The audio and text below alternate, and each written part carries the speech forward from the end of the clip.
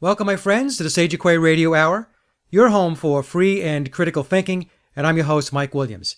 Tonight, we have a very interesting guest with an equally interesting story to tell. My guest, Randy Cramer, claims he was genetically created and trained as a super soldier for a covert Marine Corp space program, which includes bases on the moon, colonies on Mars, and intergalactic travel. It's a roller coaster of a story which includes the use of wormhole technology, time dilation, teleportation, plasma weapons, alien encounters, and just about everything else you have read in a great science fiction story. Except, Randy claims his story is not science fiction, but true. So I'll leave it to my audience to decide for themselves because, true or not, it is quite a story. And to kick things off, I asked Randy how it all started. And here is what he had to say.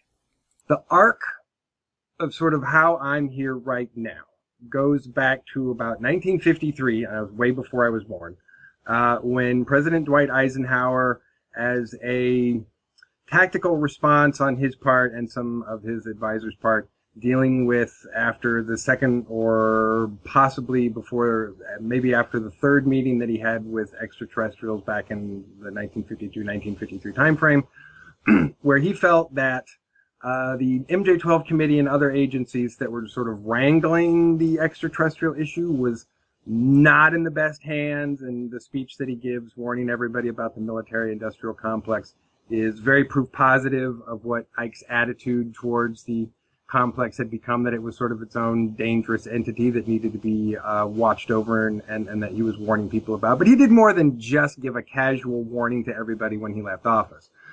In the late 1953 timeframe, he signed a secret executive order signing the United States Marine Corps Special Section Special Code into law, which essentially mandated the creation of this covert branch of the military, which would be specifically created to be a military intelligence apparatus to assess information and collate all data about the extraterrestrial issue, any exopolitical issues, as well as to provide military support to other agencies or for crashes, emergency situations, possible threat assessments, and so forth, in a way that Ike felt that the intelligence agencies themselves were not really to be trusted because they're a bunch of spies and spooks, and so they're by nature sort of shifty and backstabby and kind of not to be trusted, even when they're supposedly on your side.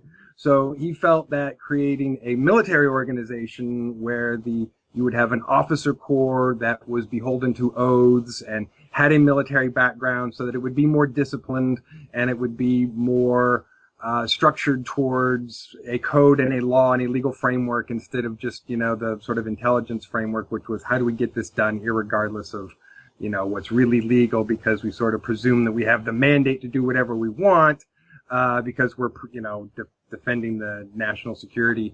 But he felt that a military organization would also have that mandate to defend national security, but would have a legal framework that would, and this is again way back then, so hopefully back then would produce an agency that over time would be better to defend the rights and legal responsibilities of the Constitution, and understanding that there was this rogue framework that was probably just going to become a crazier and crazier monster over time. If there was some counterbalance, then we might not be completely at a loss some decades later when this sort of problem explodes, because you might actually have at that point a fully equipped and entrenched military intelligence organization, which is actually which would, rather than have this secrecy situation, which has become its own security threat, would have legal authority restored to the legislative, executive, and, observation of the people, and let people vote on sort of how we deal with things and what our sort of response to certain issues is, bring it into democracy, because that essentially is the only way in which everyone's interests are protected. And if you do something other than that, you're essentially leaning towards some kind of authoritarian fascism or something, which, not to get on a soapbox, but, as Americans, we've spent far too many conflicts and far too many lives fighting things that were directly, military authoritative and fascist to just become fascists ourselves. I don't think that's okay. I think any American and any soldier who sees that twisty, turny path should really understand that if we allow this to occur, allow, sort of the American system to become completely fascist like the systems that we struggled against last century, then everybody's lives that were sacrificed is for nothing. And I think that that's a pretty big black eye. And most of us are not okay with that and are willing to step up to a place of saying, all right, fine, we'll put our lives on the line and we'll step up and do what we have to do and what our duty demands in order to prevent fascism on our own shores, which, and cloaked in kind of American flag and nationalism, it's here in its own way, and it's become a serious problem. Right there, I'll interject. My favorite quote from Benito Mussolini, which is a guy who knows a thing or two about fascism, is that he just simple quote. He said, corporatism is a much better, more accurate word than fascism, and that's really what we should call it. So understanding that, fascism is this mystery word that a lot of people don't really understand, but it's essentially just giving power to the banks and the corporations and selling out everybody else's interests, and that doesn't ever end well. And I think we can certainly look at the current situation that we're in and see how it's not going well at all, as long as we continue to go down that path, and that some kind of turnaround is a good idea. So, long introduction there about why there should be a military intelligence apparatus that Ike wanted there to be, created back in 1953, that would hope bring sort of legal, ethical balance to the exopolitical extraterrestrial issue. Fingers crossed that, that's gone as well as I say that it is, because really we don't have much other evidence other than, my word for it at this point. But let's, fingers crossed, believe that I'm got the right information and that it is going as well as or at least as a counterbalance to the situation that makes it more hopeful than hopeless, which is, part of my job here. So, super quickly. So, United States Marine Corps Special Section was created for that purpose. And over the period of the next decade and a half, it became involved in all of these covert technology programs.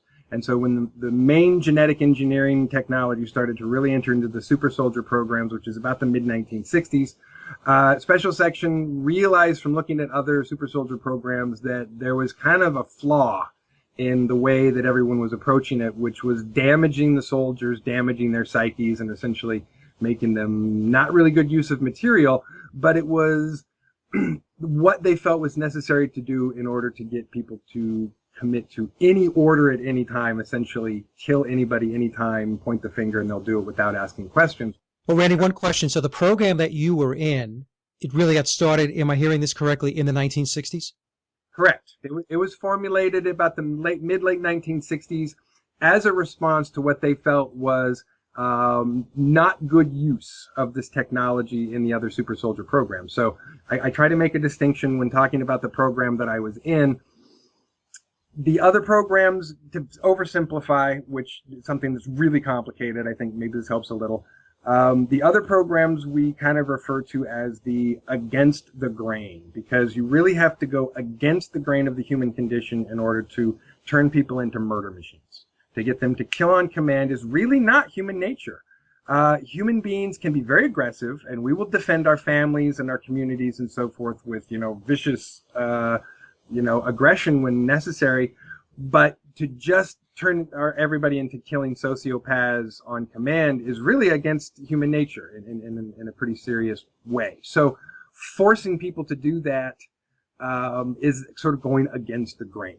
So the program that I was in really wanted to devise a different way of doing this, which we call the with the grain sort of technology, which instead of trying to turn someone into a murderer that kills on command, you use the natural condition of the desire for, especially, alpha males to defend their packs, to defend their communities, to defend their tribes, to defend their species, to use that natural mechanism to create, a super soldier fighting machine that will not, just when you snap your fingers do what you want it to do, but essentially will have the conditioning and the programming and the training to do its job, which is to defend and protect its planet and its people. So you don't necessarily have to keep it on a leash all the time and a shot collar all the time and beat it all the time, which again damages the psyche, damages the body, shortens the lifespan of the soldier, makes them less effective, not to mention causing negative psionic ripples of dark energy and,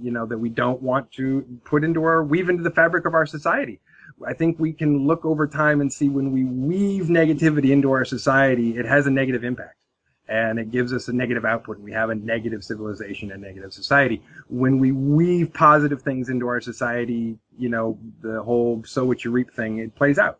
So this is one of those cases where certain people might want to justify the use of this military technology, but to be honest, it's just a bad idea on every level. So one of the main things I want to point out, I was made a little differently, and we encourage that if we're going to have to use this technology, then we have to consider the damage to the people that we're doing this to, because that's unconscionable and sends, again, a bad ripple through civilization. And that you get a more effective, more intelligent, longer lasting, less likely to be a ticking time bomb super soldier experience when you don't break them first, essentially. If you construct them and build them to be super and not just killing machine, they will actually be super. And you actually get a longer, better result for that, and you get more effectiveness as a defensive military tool, just in that pure pragmatism. So in the mid-late 1960s, Project Moonshadow, the program that I was created under, was formed. Sometime between about 1967 and the mid-1969, my genetic code was engineered from the ground up. And then I was engineered from the ground up, implanted into my mother's womb without her knowledge via some form of abduction, and raised by my parents in a normal social environment. Also, one of the things that the program we were trying to do, sort of with the grain, understood that a healthy, stable family environment was actually more desirable than dysfunctional, destabilizing family environment. So the whole goal of trying to put me into a family environment that would be stable and functional, and sort of with a sort of ethical, moral guideline was part of the plan.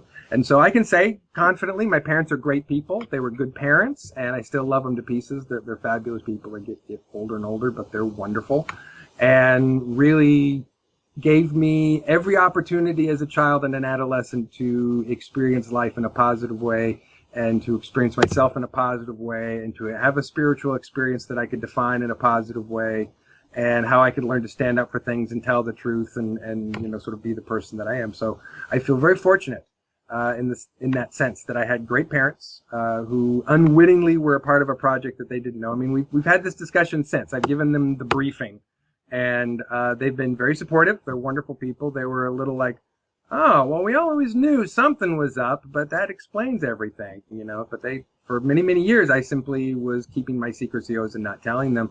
And then as I was released from that recently, I've been able to tell them and other folks, and obviously go completely public with my name and my face. So I was born in 1970, created a genetically engineered super soldier from the ground up. I was trained throughout my adolescence and my teenage years until I was 17 years old. Mostly this is a nocturnal event where I go to sleep and someone comes into my bedroom via localized wormhole technology, what some people often refer to as a teleportation technology, but it's not exactly like transporter beam. So because there's a little portal or a door that has to come open, I kind of specify that it's localized wormhole technology. So one or two people would come through, wake me up, escort me through, and we would do whatever the training situation was that particular evening. Now, I know it starts to throw a curveball at people when we say time travel as a factor, because a lot of people are like, wait a minute, we don't have that. The Nazis were working on that technology in the 40s. We were working on the technology in the 40s. So we've really been cracking the time travel technology code for decades. It is absolutely some of the most classified and compartmentalized technology of all the covert technology.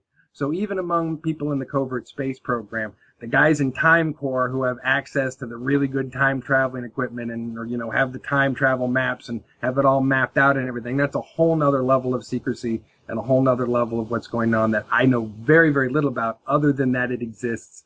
And the military sections rely on the Time Corps guys to do all that plotting. So anytime you're transporting personnel, vehicles, and so forth, and there's a time factor, just like, when you're in a plane, you report to the FAA that you're going somewhere, you file a flight plan, you do the same thing with the Time Corps. Time Corps plots it all out on their equipment, and then, gives you instructions where and when and what way you go and get there and what time frames you're allowed to use and how you're able to bend and use time, so that, for instance, in one singular evening, where as often as the case, this occurs between 2:30 and 4:30 a.m., this is a consistent thing. I know a lot of other people who have military abductee or abduction experiences, and it's very consistently between like the sort of 2:30, 3:30, 4:30 a.m. time frame. That, let's say, someone comes in at 3 a.m. and then I come back at 3:15. But I've been away for a week, 10 days. Right. 30 days, because that was the training period. And the Time Corps guys, like I said, they plotted that course. So that's called a quantum dilation. When you have that extension of time that essentially gets crammed into a shorter frame of time when you're talking about your main timeline, that's called a quantum dilation. And so when you came back, did you have any memory of going away and doing the training? Or when you came back, no memory? Interestingly enough, there was residual memory, but it's, when you're a kid, there's still this sort of during the day, daytime things, normal life happens. When you go to bed at night, weird things happen, dreams happen, and all kinds of strange things occur. So when you're experiencing something or have a memory of something that's so outside of your normal daytime experience, it's really easy to just quantify and compartmentalize it and say, oh, I had a funny dream. So most of the time I would just consistently have said, well, I sure do have a lot of funny dreams that seem to go on and on and on and on and on and on and on and on before I wake up again. And because of the programming, I knew not to really discuss it. So I sort of just felt as a kid, this is what's happening in my dream space at night, so I don't need to talk about it to anybody. But I certainly remember, quite a bit of what was going on. So you weren't making an obvious correlation. You were thinking as a kid, this is a dream state. I had a crazy lucid dream last night, and that was the extent of it. Pretty much. Now, even though there were also occasions when I would wake up with mysterious bruises, cuts, scars, burns, which again, I would go, wow, where did that come from? And, take a serious moment to puzzle and go, well, I wasn't there last night, and I don't know how that happened, rolling around in bed last night, and sometimes in very strange and strategic locations. But again, that was not something to explain away by the sort of daytime existence of what reality is. So I would just kind of scratch my head and take it and go, put it on the back burner, because I felt like if anything I really didn't understand when I was young, I could always put it on the back burner and come back to it later. I didn't feel like I had to really struggle if I didn't completely understand something as a kid. I would just go, well, I don't completely understand that. I'll put it over here and come back to it later. And most often I would just put it on a back burner mentally and never really come back to it, except think about it once in a while, or, ponder once in a while. Oh, remember that weird thing that happened and those weird bruises. Did your parents ever ask? Were they aware of the bruises or the cuts?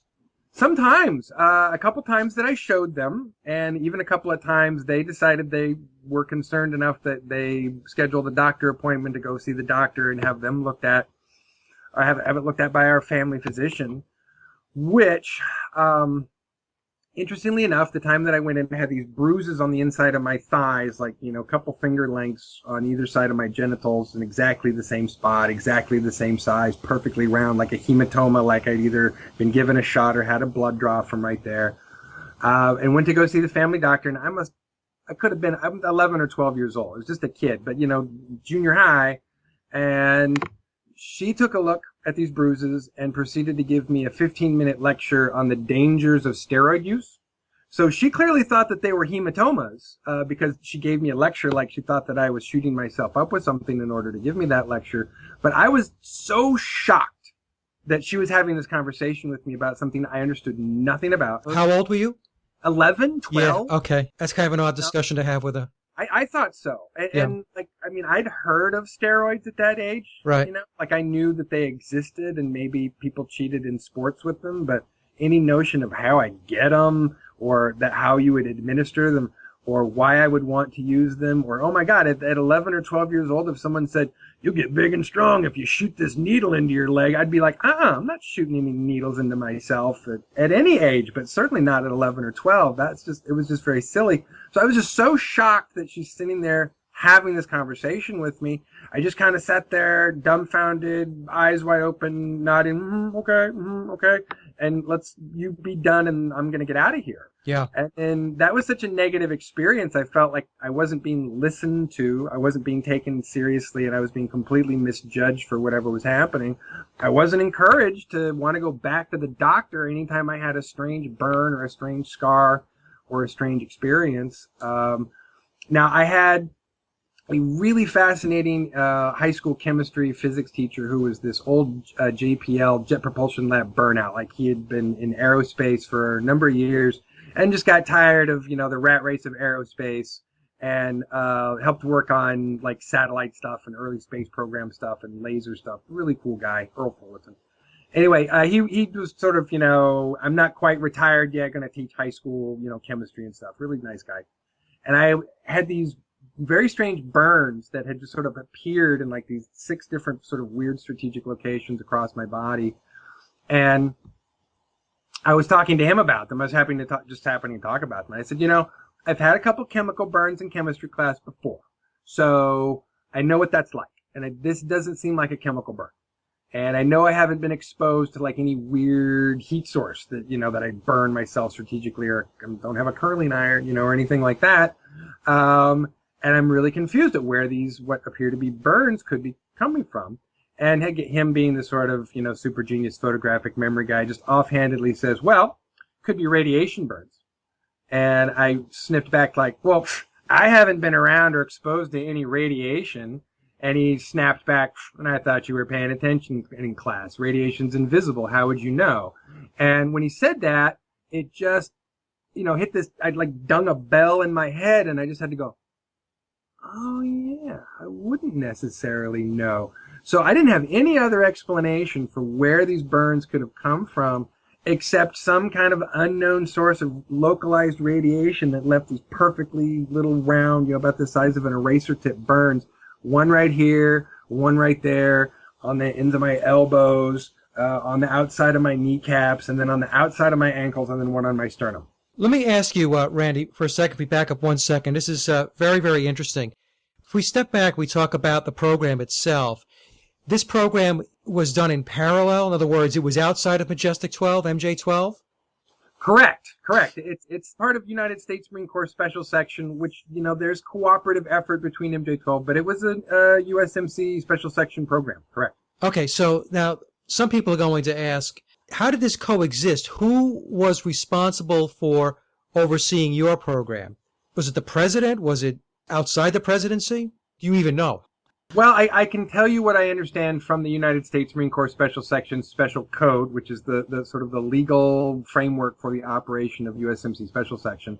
So Special Section is supposed to, it has its own officer cadre, which answers to the Special Section Code, and its own O's, which are of military officers, and they are supposed to directly answer to the president, correct? Because Eisenhower signed in a secret executive order mandating their creation and mandating a chain of communication that was supposed to go between him and the president. Now, I would say that over time, I can't say that chain of communication has been kept as open as they would have liked to in the early days, because I think over time, the MJ-12 committee was doing such a whitewashing job to any of the presidents that were coming in, that anything that any of the USMC Special Section officers tried to do as far as communicating would have been seen as directly contradictory and possibly even threatening to whatever MJ-12 was doing. So if MJ-12 was saying, no, we got to keep the president in the dark, but then decades ago, USMC Special Section was really taking a stand at that point, saying, no, that might have been really problematic back then. It was much more chaotic back then. I think that's more the stand that they're taking now, and I think that the president has been briefed, but is still in a really tight situation as far as, it's like a Jenga game. If you pull the wrong stick, the whole thing is going to just explode, and someone's going to go, if I can't have it, nobody can, and it's going to be this crazy disaster. Because to sort of answer your question now, it's more complicated than just the MJ-12 committee and United States Marine Corps Special Section. What happened was, as early as the military intelligence agencies realized that there was a serious extraterrestrial, exopolitical, technological question, anybody who was smart enough to rub two brain cells together realized, if I get my hand on that technology before anybody else does, I will have the biggest ace up my sleeve in the world. So it was not a secret that the first guy that has a spaceship with a disintegration beam and everyone else is driving around prop planes, or we haven't even developed jets, or we're just developing jets, and you've got a flying saucer with a particle beam weapon on it, guess what? You win. You don't just win the war, you win everything, because that's a leap of technology that makes somebody else's air force just irrelevant. So when you have that far of a leap of technology, it's a huge tactical advantage. And I would say this is an example to anyone who thinks that may not be true. A single squad of, say, 12 or 16 soldiers, Marines, let's call them, contemporary Marines with contemporary battle gear, okay? And let's just say a fairly unlimited amount of ammunition, so it's not going to matter how many rounds they have to drop, could pretty much win the Civil War single-handedly with 12 guys, because you could get farther away and fire more bullets more accurately, and there'd be no way that a 500 guys with muskets could take out 12 guys with sniper rifles and rifles that can shoot, accurately hundreds of yards with night vision goggles. It wouldn't happen. 12 guys could win the entire Civil War, or win the entire Spanish-American War, or you go back far enough and it would, those same 12 guys could tip any balance of any conflict in the world, because that technology would be so much farther advanced than anything anybody else has got. You go back to, the Roman legion, they wouldn't be able to stand a chance. You can still only fire arrows and catapults, so Right. far, but bullets can go farther. So that level of technology leap that we were talking about happening in the 40s, they realized whoever gets this is going to win the whole kabam. So essentially, every military intelligence agency became its own apparatus for trying to absorb this information. And what I call it is the cold Civil War of the 40s, 50s, and 60s was not, the Western apparatus against the Eastern Russian apparatus or any such thing. It was every military intelligence apparatus against every other military intelligence apparatus to secure the ET and exopolitical technology. Where did the technology come from, Randy? Because that's my question is, how long has the technology been there? When did it first come about? Well, certainly from what we know, there has been an extraterrestrial presence and connection to planet Earth for as far back as we can go into recorded time. But as far as the modern acquisition of this technology, it can pretty much be targeted to some specific events that occurred in the late 1930s, where extraterrestrials who were in communication with members of the German hierarchy and the German military-industrial complex were acquiring that technology through a, sort of psionic telecommunication program, one of the very, very first sort of 20th century psionic telecommunication programs between extraterrestrials, in order to get some of this propulsion technology and some of this energy generation technology, so that some of the first crude alien reproduction vehicles that the Nazis were building, had some pretty advanced technology, but they weren't going to tip the balance, of the war yet. They really needed to develop some better, faster, stronger air material, as well as their sort of weapon material. But that was happening in the late 30s. We were acquiring the same sort of technology about the same time. That was the invention of high-powered radar. High-powered radar, for the first, maybe decade that it was in operation as a covert technology and as a technology that people were aware of, was responsible for a number of crashes by extraterrestrial vehicles because it messed up their guidance systems.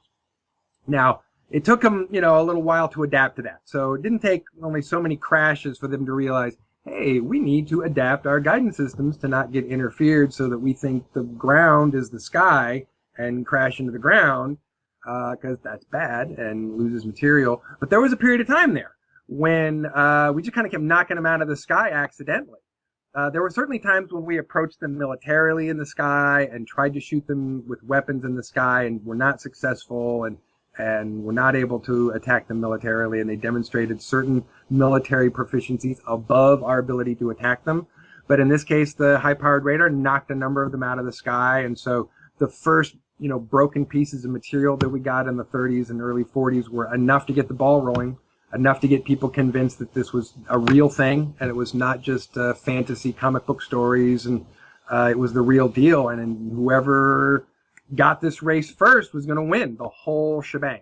Well, aside from getting the technology, though, having the technology and trying to backwards engineer it is one thing. But was there also assistance by extraterrestrials to make sense of the technology that we had in our hands? Yeah, absolutely. And then this is one of those situations where you have, again, this division of many, many different agencies and programs that are working on this technology. So of, let's say, the first dozen programs that were being operated out of the United States military intelligence apparatus, maybe a third or a quarter of them were getting assistance from extraterrestrial scientists. The rest of them were being left to trickle down information that was coming from some of those extraterrestrial scientists and those other scientists' research. But, a lot of those other scientists working on the other projects were still not allowed in the top layers of communication and disclosure of what technology and the extraterrestrial scientists that were communicating with them. So they tried to keep it as tightly compartmentalized as possible. So only a small percentage of the reverse engineering programs were directly communicating with the extraterrestrial scientists, and the rest of them were getting some trickle-down information or just kind of having to sort it out on their own. Or in some cases, over what became, over the next decades, different agencies were approached by different extraterrestrials. Hey, would you like some assistance? We'd like to cut a deal. And as well as different agencies learning how to communicate, started reaching out and getting responses from different extraterrestrial communities and consortiums saying, yeah, let's cut a deal. Let's talk technology trade, information trade. We want to help you. You want to help us, blah, blah, blah. And not always to our benefit. Sometimes, when a carpetbagger comes in and says, if I got a deal for you, it's not really a good deal. And so some of those first deals where someone came in and said, I got a great deal for you, kid, it was a really bad deal, and we had to sort out some bad contracts in the early days. So this compartmentalization then says that we do have this, lack of a better term, a secret shadow structure, a government complex, whatever word you want to use, that is so compartmentalized that even very high-ranking, let's say, officials within the government, we'll take the U.S. as an example, are not in the loop. That is absolutely correct. And what you have are, let's just throw an imaginary number out there that's, in the ballpark. Let's say you have 24 levels above regular top secret. And those are your increasingly higher and higher and higher levels of deep black or deep, super top secret programs. What sort of congressional members and executive members now we know are getting briefings. We know they're getting briefings, but I'd say they're not getting the top level briefings at all. They're getting this lower level, here, let's explain to you what's happening, but, it's not the same briefings that the people at the very, very top levels are getting and the conversation that they are having amongst themselves. So they're getting essentially a very rudimentary update. When I say rudimentary, I mean compared to what's really going on. They're getting some window dressing, but the technology and what they're actually doing goes so far beyond that. Correct. And they are essentially being told what the people above them want them to believe. Right, okay. So, and for whatever their agendas, maybe is that reason, which could be very complicated and numerous. Now, we're also in a situation where that static relationship of, what layers people are being briefed at, that's moving a lot. So a lot of the people in the main apparatus have realized that they're being lied to by this chain of command up above them. And they realize that it's not in their best interest to keep trusting these people. So they have been trying to develop their own lines of communication, their own contacts within the military intelligence apparatus and within the extraterrestrial community to get their own answers. So luckily, they haven't just sat there and accepted, the propaganda they've been fed the entire time. They've realized, we're not getting the whole story here. What are we going to do about this? Now, to be fair, when you've got this super secret hidden agenda, you're not really sure how to put your finger on it, and every day you wake up, you're also trying to run the just regular operating apparatus of government with the cluster fudge of, money, special interests, people fighting and bickering and monkey wrenching. That is, you're pretty distracted from actually saying, hey, what are we doing about the aliens and UFOs thing?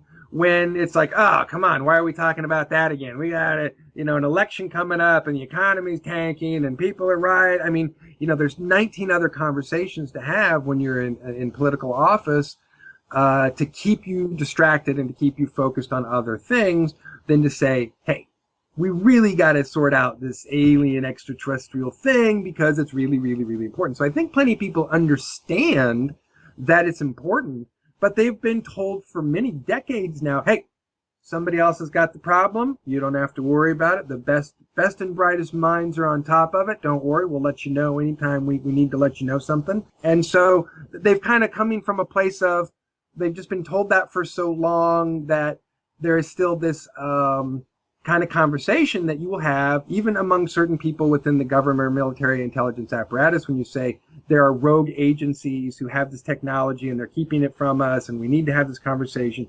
Even there are people who will say, well, yeah, they're super secret, but I don't think they're really out to get us. They're doing what they have to do. So people, will reiterate that propaganda because it has been handed down to them over the decades that, oh, we got it. The best and brightest minds got it.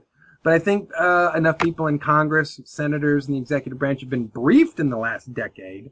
And certainly Dr. Stephen Greer's in the Disclosure Project, there's specific dates that they, handed out big packets and briefing videos to every member of Congress, the Supreme Court, the executive branch, more than once. Stephen Bassett and you had the citizen hearings on disclosure at the press club, which was for 5 days. It was this huge event. They had some former congressmen who came and they handed that video and briefing documents to, again, members of Congress again and members of the executive again. So to say that they don't know, that they're just busy with other stuff is ridiculous. They've been briefed. They know. They understand what's going on. But because they've been giving two stories, they're like, who do we trust? What do we do? So I think the conversations that are being had are, how do we get at the truth? Who do we trust? What do we need to do about this? What do we need to change our arrangement with these people? If we can't trust them, should we trust these people and go with what they're saying?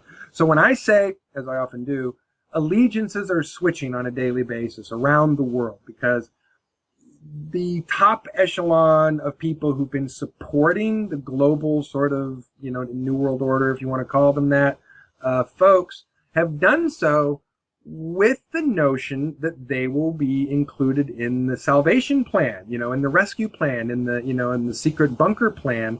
And it's becoming more and more clear that they are not included in that plan. So it's becoming more in their interest to change their allegiances and go, yeah, you guys are just going to screw us over here. So maybe we should hang out with these people who want everybody to live because otherwise we're going to die. So when I say allegiances are changing, that's what I mean. People are realizing their necks are on the line like everybody else's.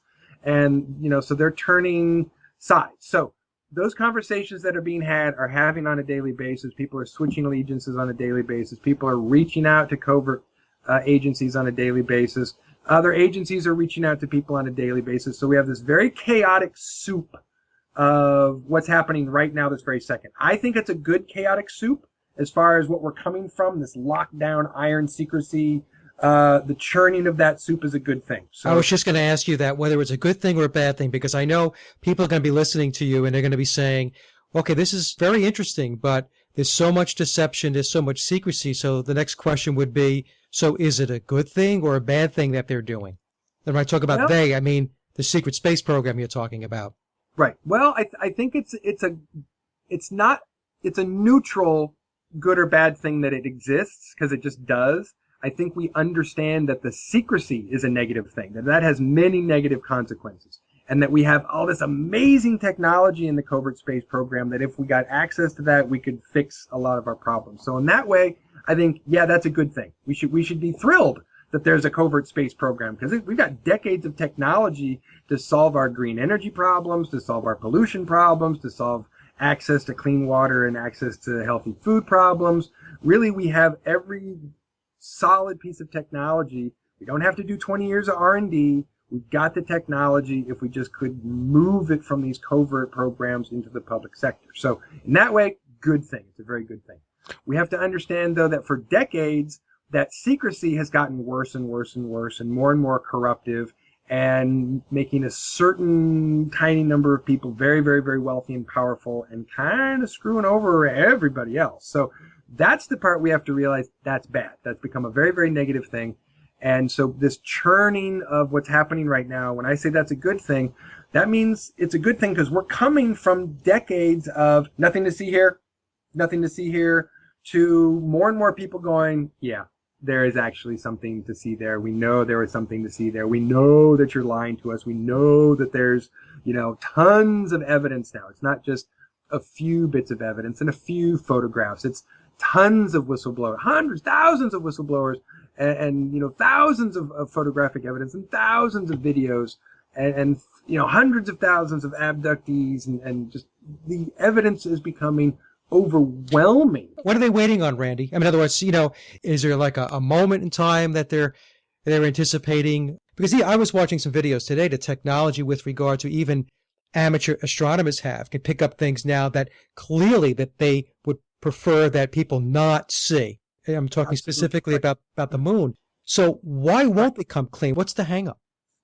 Well, again, this is part of the faction problem. That it's not one group of people controlling this whole issue. You've got a bunch of factions of people who say we should do it one way or we should do it another way. And so what has been the long-standing on-deck program is what I call, or we refer to a special section, the run it into the ground so that they can build it up program.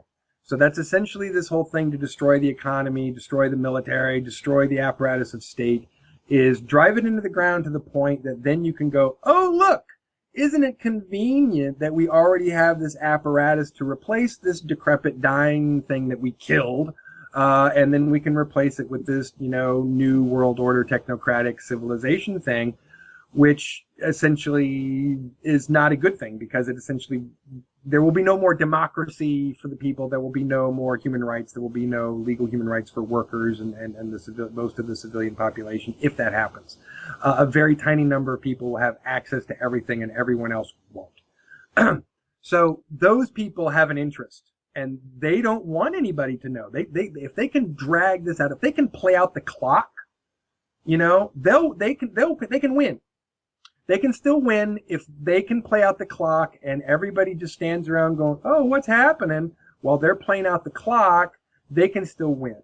So part of our push by those of us who are trying to, break that wall of disclosure is to, get sort of use the metaphor, move the ball before the clock time runs out and they sort of go, we won. Everything's, just sort of collapsed into itself. We win because we can stop that process from happening. We can absolutely put on the brakes of global decline and economic destruction and poverty and environmental decline. We can absolutely put the brakes on all of that. And their whole plan would be for naught if people voted. We have a horrible voter turnout in this country. That most of the people who don't vote are poor, working class, middle class people. Wealthy people tend to vote in higher numbers than people who don't make as much money. And so their financial interests and their economic and their social interests are not being represented because they're not voting, because they've been intimidated to think that it doesn't help, that it doesn't matter, and why should they bother? The process is totally corrupt. Why should I vote? So getting people involved in the process and voting is like super important, but also cracking the secrecy where, when we can get to the point where we have a smoking gun, and we're getting so really closer to that. I want to say, some people say, we're never going to have disclosure. They're never going to tell this. I disagree. I think there is an inevitable point when they're going to have to. But exactly when that moment's going to happen is not what are we waiting for or what are they waiting for? It is a battle. It is an absolute fight in a battle for we want people to know versus people are saying, no, we don't want people to know. And as we battle this out, both in the secret sphere and in the public sphere, when one of us wins, they'll either play out the clock and they'll win, or we'll actually get a definitive disclosure moment and we'll win, and they'll be forced to do something. And there are a number of conditions under which that could happen. And I would want to say that one of the first that could happen is Vladimir Putin and the Russian apparatus could come out and say so first. They have indicated that they're no longer just waiting for the U.S. to go ahead and lead this if they're not going to lead. And so other countries have not just been kicking the U.S. to lead, but Russia and Putin have pretty much made it clear behind closed doors that if we don't disclose pretty soon, meaning the United States, they will. So that's one way that door could be kicked open. Another plan that could be in the works is the crash of an extraterrestrial vehicle over a major metropolitan area. And when the news trucks all show up and it's on the live news feed right that second because it's happening. It's on Twitter. Right. And that might be a staged event. That might not be a natural event. That might be a staged event, but it might be something that would, on the sort of chessboard of things happening, would force that move across and then would force everyone to go, oh, yeah, I guess we do know something and we're going to have to talk about it now that we have to. So they're going to not as long as they can, and we're going to keep pushing them to have a disclosure moment until there is one. So if that answers the question, that's the answer. It's still a fight. So what I got out of it was that there's this internal battle of war within the power structure. Right? Those that want to disclose and those are saying, no, we're not going to disclose. So that struggle is going on. Now, I did want to ask you, and I promised to get right back to where we left off before I derailed you a little bit here, the memories and the recall. How did you get that all back? Well, certainly the first thing that I noticed when I came back from my 20-year tour was I did have an emotional memory of things that had occurred. I had a physical cellular memory of things that had occurred. I had a mental block as far as being able to specifically chronologically account for all of those feelings and sort of cellular traumas and visceral experiences and emotional reactions to things. So I absolutely knew that something had happened. I absolutely knew that it was a real thing because I had been meditating since I was 10 years old, and I knew my body well enough to know when my body was telling me this is real. Something really happened, and my central nervous system and my cellular memory was all telling me that something had actually occurred. And so I just continued doing what I was doing, which was being a regular meditator, someone trying to do my own self-analysis, try and get closer and closer and closer to what I felt was the truth. Or what, I won't even say that. That's not the right way to say that. My mantra when I meditated was, I don't know what happened. I don't know what's going on here, but I just want the truth.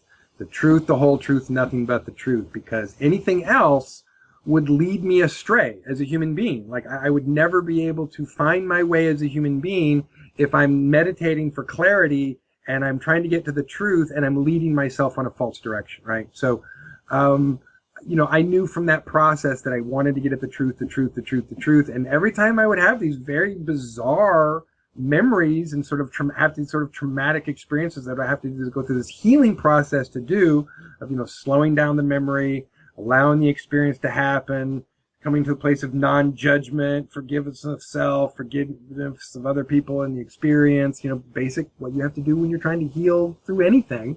And then being able to, and feel a release, from that, and knowing that there was a real experience happening, because obviously if you're going through a process to heal and forgive a trauma that's not real, you're not really going to have a real experience from that. You're going to have a catharsis from that. And so having these real cathartic experiences from these processing experiences was also leading me to understand that something very real was happening here, even though I didn't have all the pieces.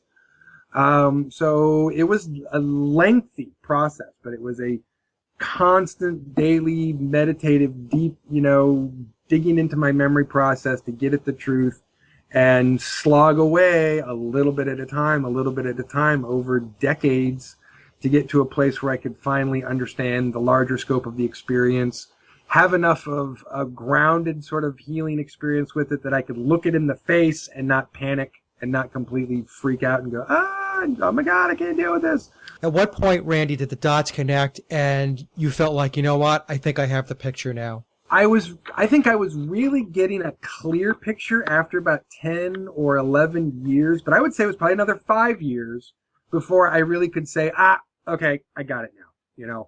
I was really getting a clear picture, like I said, after about 10, 11 years, but there were enough pieces missing that it was about another 15 years before I could say, I may not have this 100%, but I got this. I understand what's happening. I understand what happened. I understand an arc of this happened, then this happened, then this happened, and I could sort of see the chronology of it, and I could, go into meditative states and come way back and look at the arc of time and go, this happened, then that happened, then that happened, and, spell it out for myself every time so that I could really see it. And it was one of those things that I want to be very clear about this too. As a meditator, I would often come away from that experience having this very productive meditative experience, but still in the self-reflective process of going, is that really happening? Is that really what happened? I was just going to ask that. Yeah. And I would still be sort of going back and forth in these moments of denial where even though I'm doing this work and I'm dealing with it and I'm healing and I'm getting closer and I'm getting closer, there were still plenty of moments when I would just go, is this really happening? Yeah, am I making this up? I don't know. Is my brain just going crazy? And the only thing I could really do when I would have those moments is just go, I just have to keep going and find out. There's the only I'll know is if I keep going and keep going and keep going and get to the end, because the way I understand the way the brain, the mind, and the body works, if you keep digging, eventually you're going to get to the bottom. You're going to get to the truth. You're going to get to the most raw experience. You're going to get to the most centered experience. You're going to get to the most pure experience. And so I figure if this is all some crazy delusional whatever, if I keep going, when I get to the bottom, at least I'll find out.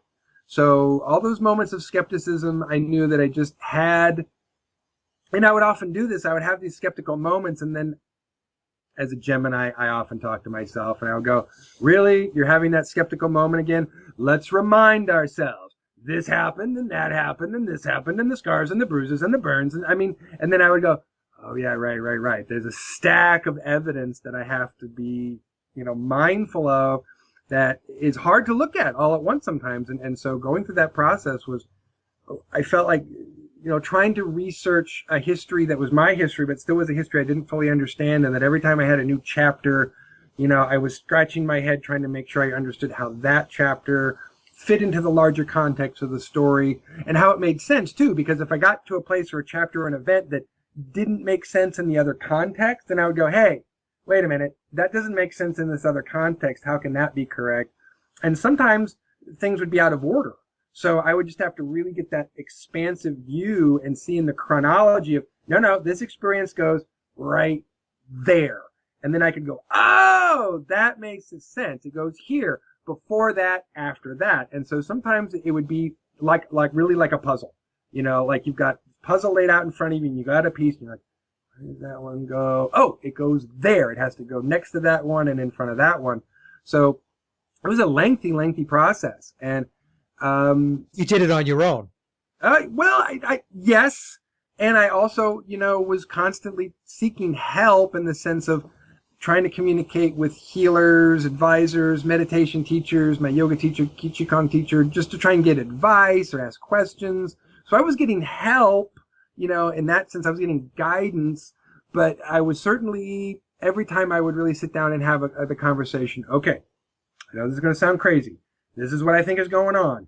And I would lay it out for them, and this is to some of my wisest, most amazing friends and teachers, a yoga teacher who's a Kundalini yoga teacher who's been at it for decades, super smart, wise human being, and some other really, really gifted people who I felt, okay, if there's a person who's going to understand sort of this deep psychic, psychological, spiritual experience, it's going to be these people. And those people, when I would say, here's what I got, what do I do with that? They would all pretty much say the same thing, like, wow. I can't tell you what to do with that. I can't tell you what you should do about that because that's so on you to decide what you're going to do with it. But they were certainly really supportive and, well, are you meditating every day? Yes. Are you making sure that you're doing your grounding exercises? Yes. Are you making sure that you're staying really centered? Yes. Are you, are you got feedback? Is there someone you can get your feedback with and talk about your meditative experiences, talk about your experiences? Not enough. Okay, well, keep meditating, keep staying grounded, keep staying centered, keep trying to find, your centered, grounded place with it, and just keep at it. Now, did you reach a point where you said, okay, I have to validate this? So did you reach out to somebody, let's say, in the military or in some capacity that you felt like they might know? So let me talk to this person to see if I can get any kind of validation. There are two things that I did when I got to that point, when I was really at the point like, okay, I think I got this enough.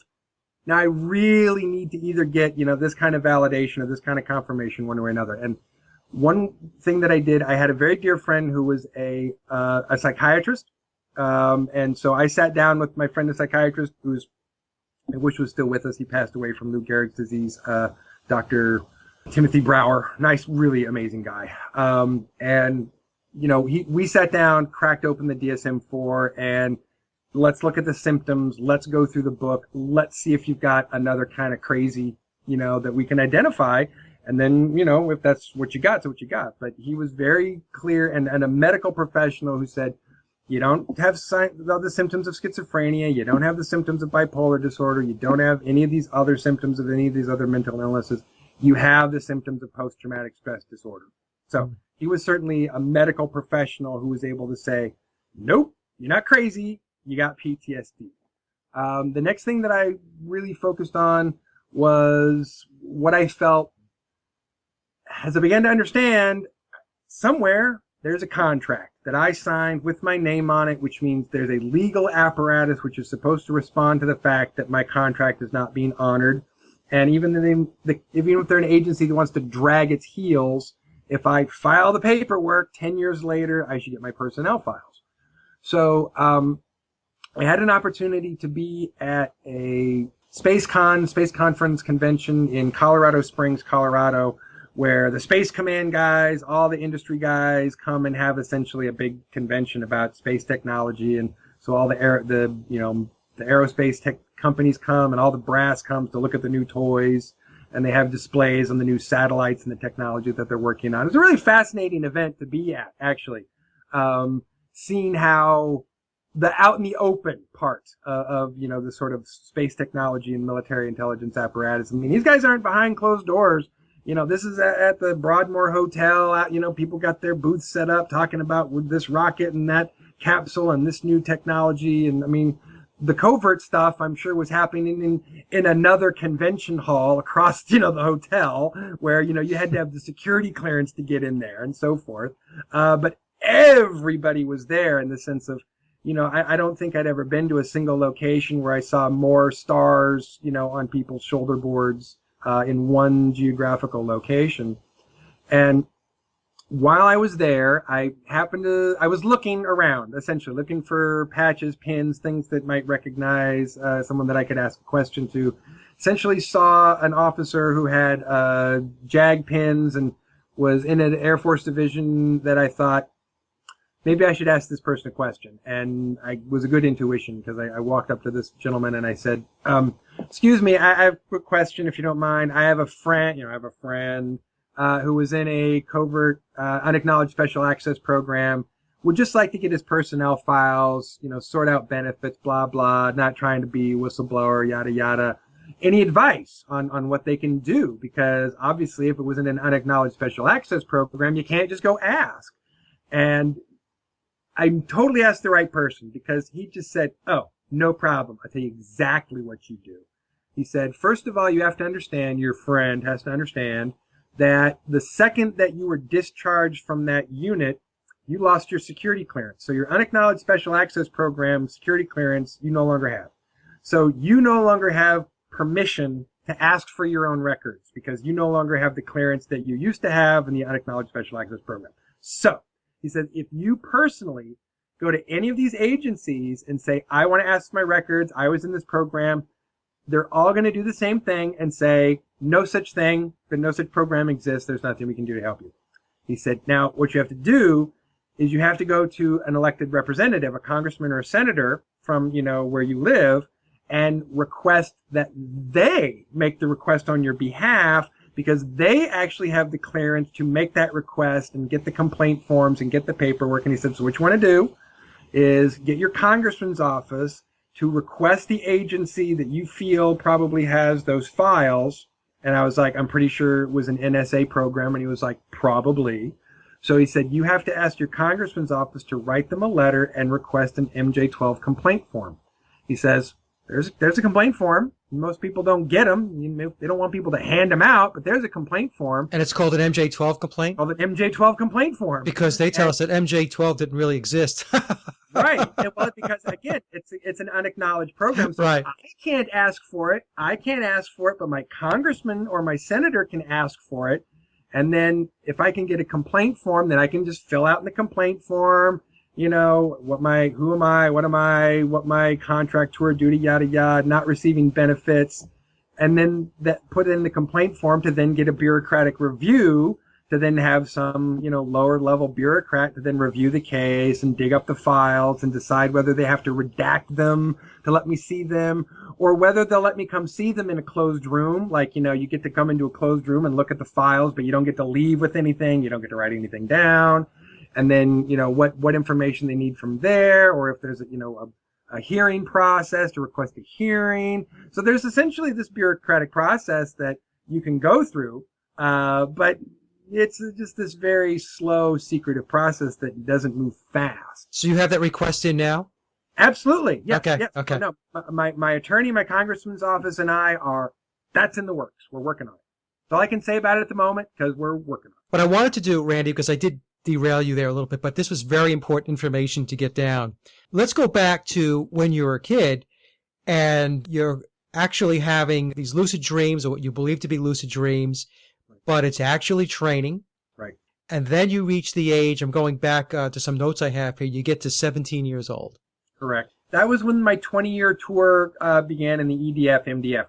It's a 20-year tour. It was, and the reason people get this easily confused, is because there was a 17 years, 3 months, 14 days that I was in the MDF in Mars. But it was a 20-year tour. So the remainder of that 20-year tour, I was very fortunate. I got promoted, got to go to flight school, and I spent the rest of that time as a pilot in Project Radiant Guardian on the EDF SS Nautilus as a pilot on a fighter. Okay. So that encapsulates a 20-year tour, but often people say 17 because that was my tour of duty in the MDF, was 17 years, 3 months, 14 All right, but from 1970 to 1987, you were not in the service yet. I was technically still, again, a member of United States Marine Corps Special Section from the time I was born. Okay, so what happens? When I was 17, the United States Marine Corps Special Section now has this parcel of soldiers that they've trained up to that time that, sort of come to their due date at that time. And then that parcel of soldiers is essentially parceled out to a project called Project Mannequin. Project Mannequin is this sort of global covert military project which accumulates all of a percentage of people's super soldiers that they parcel out to this global program to be applied to the larger Earth Defense Force or other military apparatus systems. So from Project Mannequin, you could get parceled to any number of other military intelligence programs that need genetically engineered or specially trained super soldiers. In my particular case, one of the parcels then that Project Mannequin sends to the Earth Defense Force was where I got put into. So that parcel then of super soldiers gets sent to the moon, and there's a contracting, a paperwork process where you're all inducted into the Earth Defense Force at that point. And then the Earth Defense Force decides where do they want to send you. And so this is why this all gets very complicated sometimes. So I was parceled in a section from United States Marine Corps Special Section to Project Mannequin, and then parceled in a section from Project Mannequin to the Earth Defense Force, and then parceled in a section from the Earth Defense Force to the Mars Defense Force, which is a private military contractor that that works for the MCC, the Mars Colony Corporation. So that's why it all gets complicated, because there's many levels of separation that are happening there. So when you're a kid, then you're having these moments at night, these dreams, which you believe to be dreams, but actually what's happening is you're going off, you're getting your training. Correct. And then they would bring you back into your bed, back into sleep. You might have maybe missed, maybe had a time lapse of 15 minutes here, but you spent much longer periods of time in the training. But when they brought you back, they funneled it into a 15-minute piece of time that was, lack of a better term, and correct me if I'm wrong, missing. Some people like to call that a missing time experience. If you don't remember what happened, that's how it's a missing time. Yeah. Or if you sort of think 15 minutes passed by, but really it was like 5 hours, like it's noon, and then you think 15 minutes went by, and all of a sudden it's 5 o'clock. That's a missing time experience. I've had one, certainly had those. But when you go away for a very long time and then come back, that's called a quantum dilation. So Okay. specifically, yeah. So essentially cramming a much longer, larger amount of time into a smaller amount of time is not actually what's happening, but it's a way of sort of linear describing it, but it's called quantum dilation. Okay. Really, there's two parallel processes going on. There's you as Randy as the boy, and then there's Captain K. There's two parallel existences. Am I Correct. okay? Correct. So in 1987 is when I guess you're ready now as a super soldier. Right. So take me from there. What happens at that point? How did you go from being Randy Cramer, the boy at 17 years old, to the super soldier? Sure. So basically the night of November the 17th, 1987, which in this case, because it was about 2:30 in the morning, would have been the morning of November the 18th, 1987. As is pretty typical for this type of going away situation. Like I said, localized wormhole opens up, a couple of guys come through. But this time it's not, we're going away for a training exercise. It's, we're going away for much longer. So we went through that wormhole to a underground facility that I believe is in New Mexico, where we boarded an Aurora TRB-3, which is the sort of black triangular craft that Right. I believe they're been contracted. The Air Force has been contracting them by Boeing to make them for a number of decades. So they're still the sort of standard fare atomic-powered intrasolar craft. Not the most advanced thing that we have, but when you want to use something to get something into space or shuttle to the moon and you don't want to use rockets, you essentially still use these TRB-3s. There's some other vehicles that they use as well, but they're still a standard workhorse, kind of vehicle. They've operated and last for a long time. They're very sturdy. So we got on board the TRB-3 Aurora, took off towards the moon. I want to say it was an hour and a half, hour and 45 minutes maybe to get to the moon. Got to the backside, landed at a place called Platform 1. I don't know much more about it. It's called Platform 1. Disembarked the vehicle to the lunar station, to the Lunar Operations Command. Were escorted to a temporary quarter and then went through like a medical screening. Were you above ground or below ground on the moon? This was Randy? below ground. Below, okay. Below the surface of the lunar surface, correct. Okay.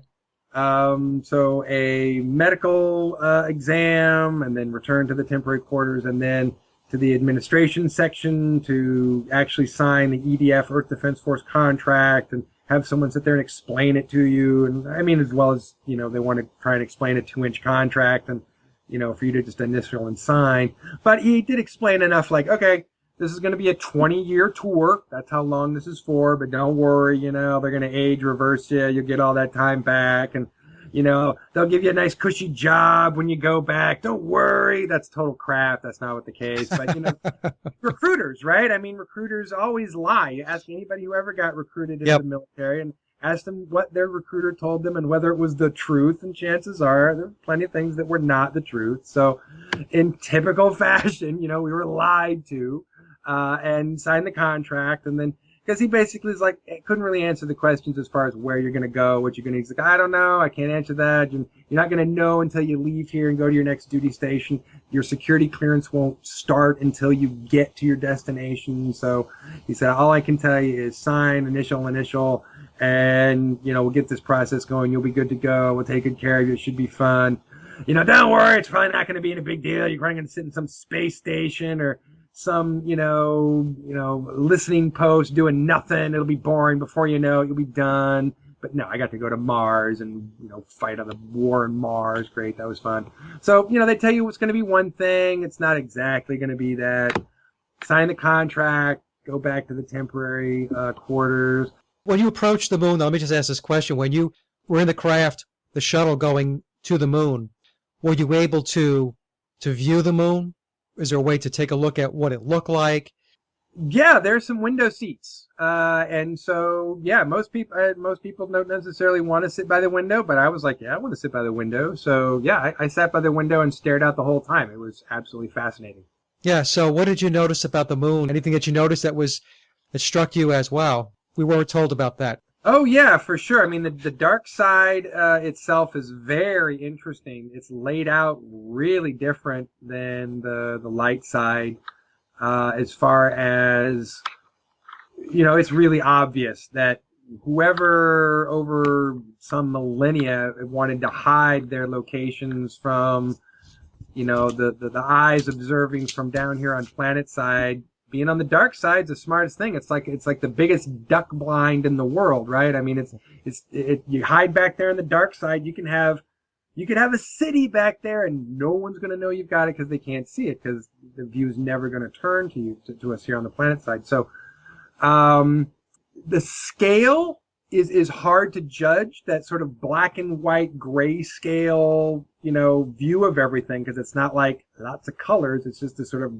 different shades of gray that you're looking at in black and white and gray. Sometimes it's really hard to visualize the scale of things. Like, how high off am I really above the surface here? Yeah. How really big is that thing on the ground? And so, more so than even in an airplane. I mean, an airplane, there's much more texture sort of happening on the ground that can give you a better idea of what the scale is, and objects that you can compare to that you sort of understand familiar size. But seeing objects on the moon, it was much harder. Yeah. But I can say this. I mean, there were some significant sized surface buildings and structures. What I would say, towers, round sort of shaped buildings, large, long Quonset hut, sort of like half dome, long, almost like a half cylinder in the ground buildings. Some pretty large sizes. A couple of large cubes, just like a giant cube sticking up out of the ground.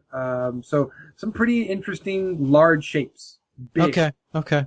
Big structures for sure. And as we got closer, and I could definitely see as we were getting closer and closer, and some of what I was looking at was way bigger.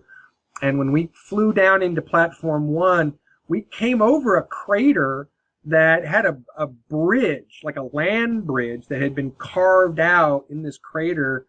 It was miles long. It was just miles long that ground vehicles could obviously get from this sort of place out in the middle of this crater.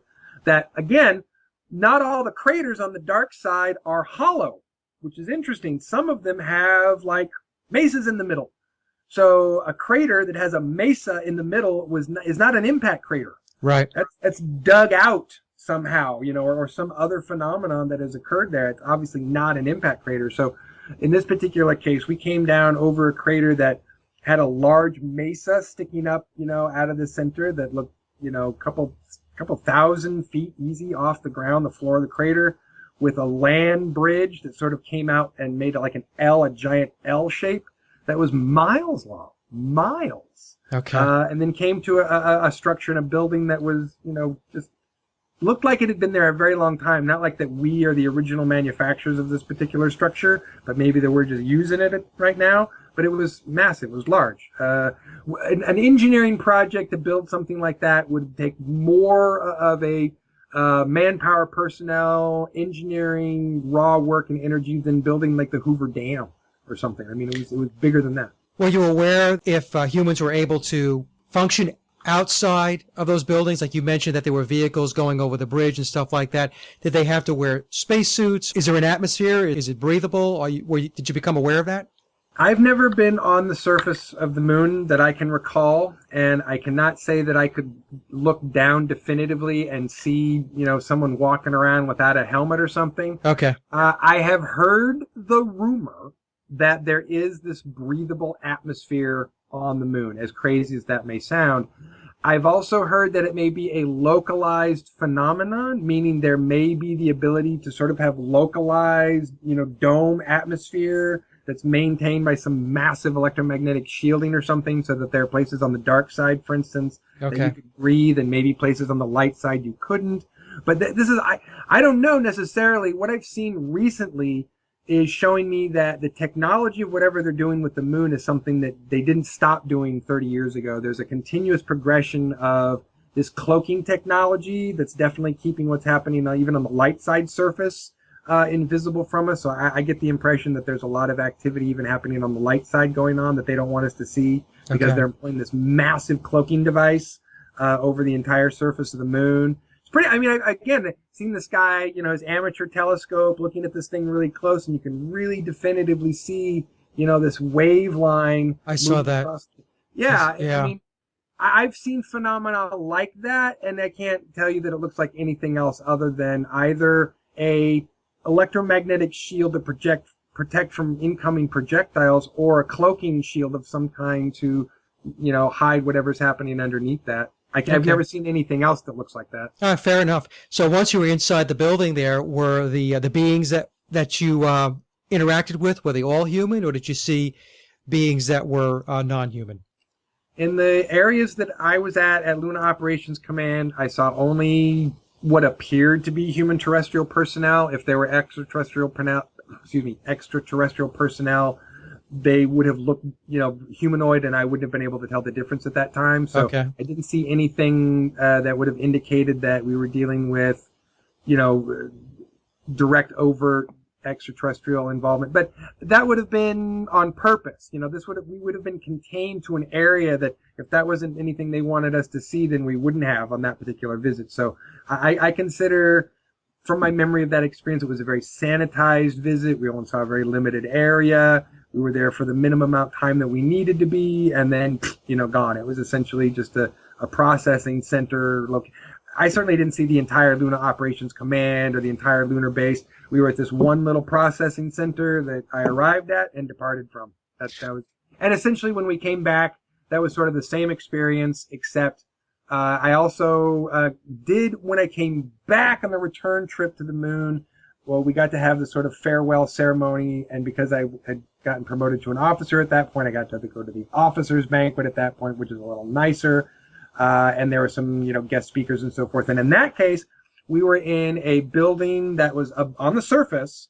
and had a large sort of, curved edge. I think we were in some kind of a dome on the edge of it because there was this massive glass wall that looked out onto the surface, and that you could also see the Earth, rising up like the moon out in the sky. It was pretty surreal. Interesting. So then, you got to sign your paperwork. Now, what would happen if you decided that I don't want to do this? Would they put you back on the shuttle and send you back to Earth? Somehow, I don't think that would have been the case. Recruiters are like salesmen. They're taught to always be closing, get to yes. Yeah. So I think that they know their job well enough to get you to sign. And if there's really a problem, then they go, oh, then they, usually don't make me call my supervisor. It's usually enough to make everybody go, okay. It's just my job. Don't take it out on me. So I think they're pretty good at just getting people to sign on the dotted line. What else are you going to do? Yeah. What else are you going to do at that point? I got to admit, you feel pretty powerless in the sense of, what am I going to do? Walk home? Yeah, exactly. What am I going to do? Say no? When's the next shuttle back to Earth? Really, like you have a choice, yeah. So then, they have you sign the paperwork, and how long were you there before they decided to deploy you? Not very long. It was less than a day. It was less than 24 hours. Okay. From the time that we arrived, the medical examination, signing the paperwork, and then on the shuttle and out of there. They had a pretty efficient system for that. Okay. So then what happened? They had sent you over to Mars? Correct. We boarded this much larger transport vehicle that took us up out of the sort of subterranean hangar that was parked in the moon on the Luna Operations Command. Came up around the moon, came around closer to Earth so we could take this final look at Earth, and everyone could sort of say goodbye and wave and think about their families and so forth. And it was a truly awesome experience to see the planet in sort of this large window space where you're seeing the whole thing. You're seeing it all as one cohesive thing without lines defining borders, and the color on the maps, it's all one color, it's the planet. And you definitely get a sense at that point that no matter what you've been taught your entire life, one planet, just one, and Right. the countries really just don't matter as much when you're looking it up there. And the oceans matter a lot more. You start to see from looking up at that perspective how much the oceans matter because of how much of space they take up. Right. And seeing the ice caps and how big they are, and as they melt, how important those are. So it really is quite literally a big picture view and lets you see the big picture. And when you can see the big picture, you changes your viewpoint. You don't just see yourself as an American or as this kind of person or that kind of person. You really see yourself as an earthling and a person that's part of that whole larger network. And it was just an awe-inspiring emotional experience. It's hard to describe. It was timeless. I don't know if we were sitting there for 5 minutes, 10 minutes, 15 minutes. It seemed like it stretched out for a long time, but obviously we weren't there for hours. It was a finite period of time, but it was definitely a timeless moment of staring at the planet like that. It was pretty impactful. How large was the craft, Randy, that you were on at this point?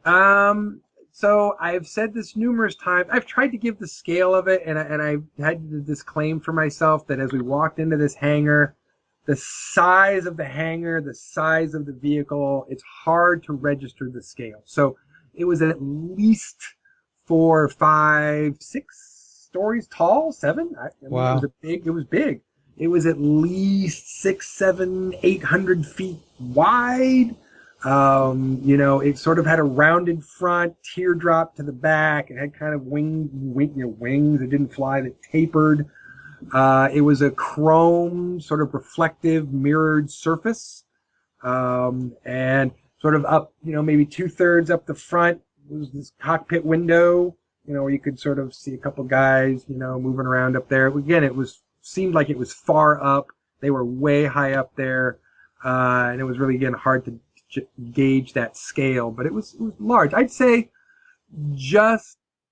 it had multiple floors, so I know from the floor we were on and the section we were on, the thing must have been able to hold 2,500, 3,500, maybe 4,000 or 5,000 personnel. So 2 football fields long and 5 to 6 stories high? Yeah. Wow. Massive. Wow. That is massive. Amazing feat of engineering. Just if you know anything about how you got to put things together and build things and engineer something that size, it is just an amazing feat of engineering to build something like that. Basically, you're building a flying building because that's what it is. It's essentially big enough to be a building, and you're making it so it can frickin' fly. That's an amazing feat of engineering. I'm going to think about this the next time I have to take a 747 someplace. Right. So then, they give you one last glimpse of Mother Earth, and then what happens? Then we essentially flow through a larger wormhole that took us right to the orbit of Mars, and within less than 15 minutes, the pilot is telling us, welcome to your destination. We're now orbiting Mars. We'll begin our descent momentarily, and then we descended straight down to Ares Primus, which is the headquarters of the Mars Colony Corporation, which is sort of in the middle north equatorial region, and in a fairly sizable crater, I want to say, or what appeared to be a sort of a valley. At least walls rising up out of the side. So we came down and touched down on the ground onto a tarmac, and the gangplank opened up, and everyone started filing off. And there was a moment where I'm like, oh, hey, wait a minute, no spacesuits, Mars, guys.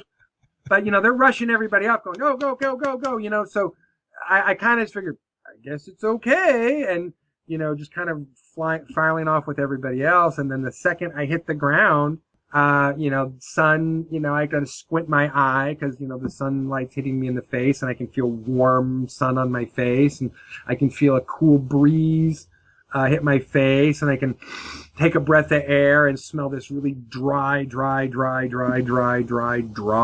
air, and chilly air, and go, oh, I guess we can breathe here. I guess it's okay.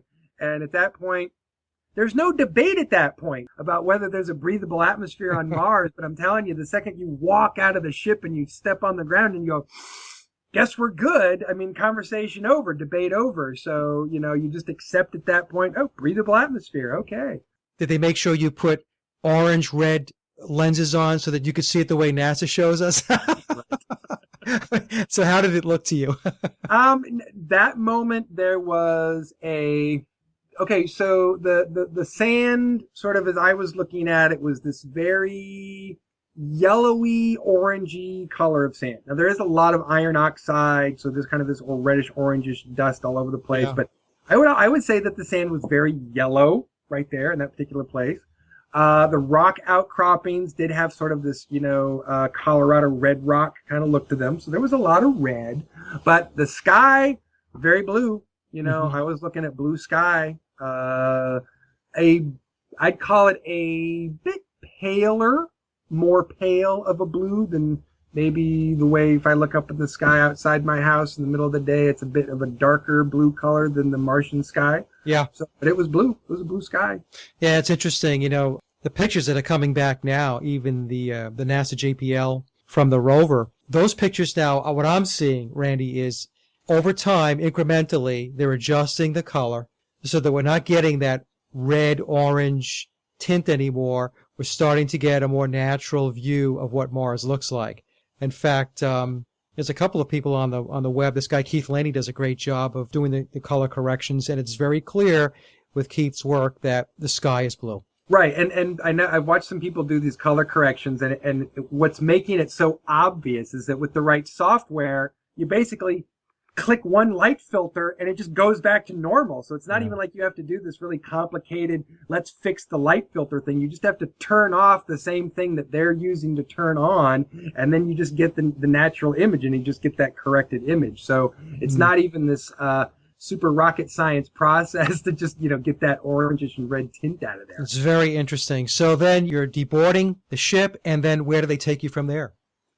So at that point, we're rushed along, sort of a series of lines to these smaller shuttles and put onto a shuttle that's, a bit smaller than a school bus, and then taken across the Martian surface for, it was a couple hours, 2.5 hours, maybe a 3-hour trip from Ares Primus to get to Forward Station Zebra, which was going to be my new home for the next 17 years. And then we which is essentially inside a mountain.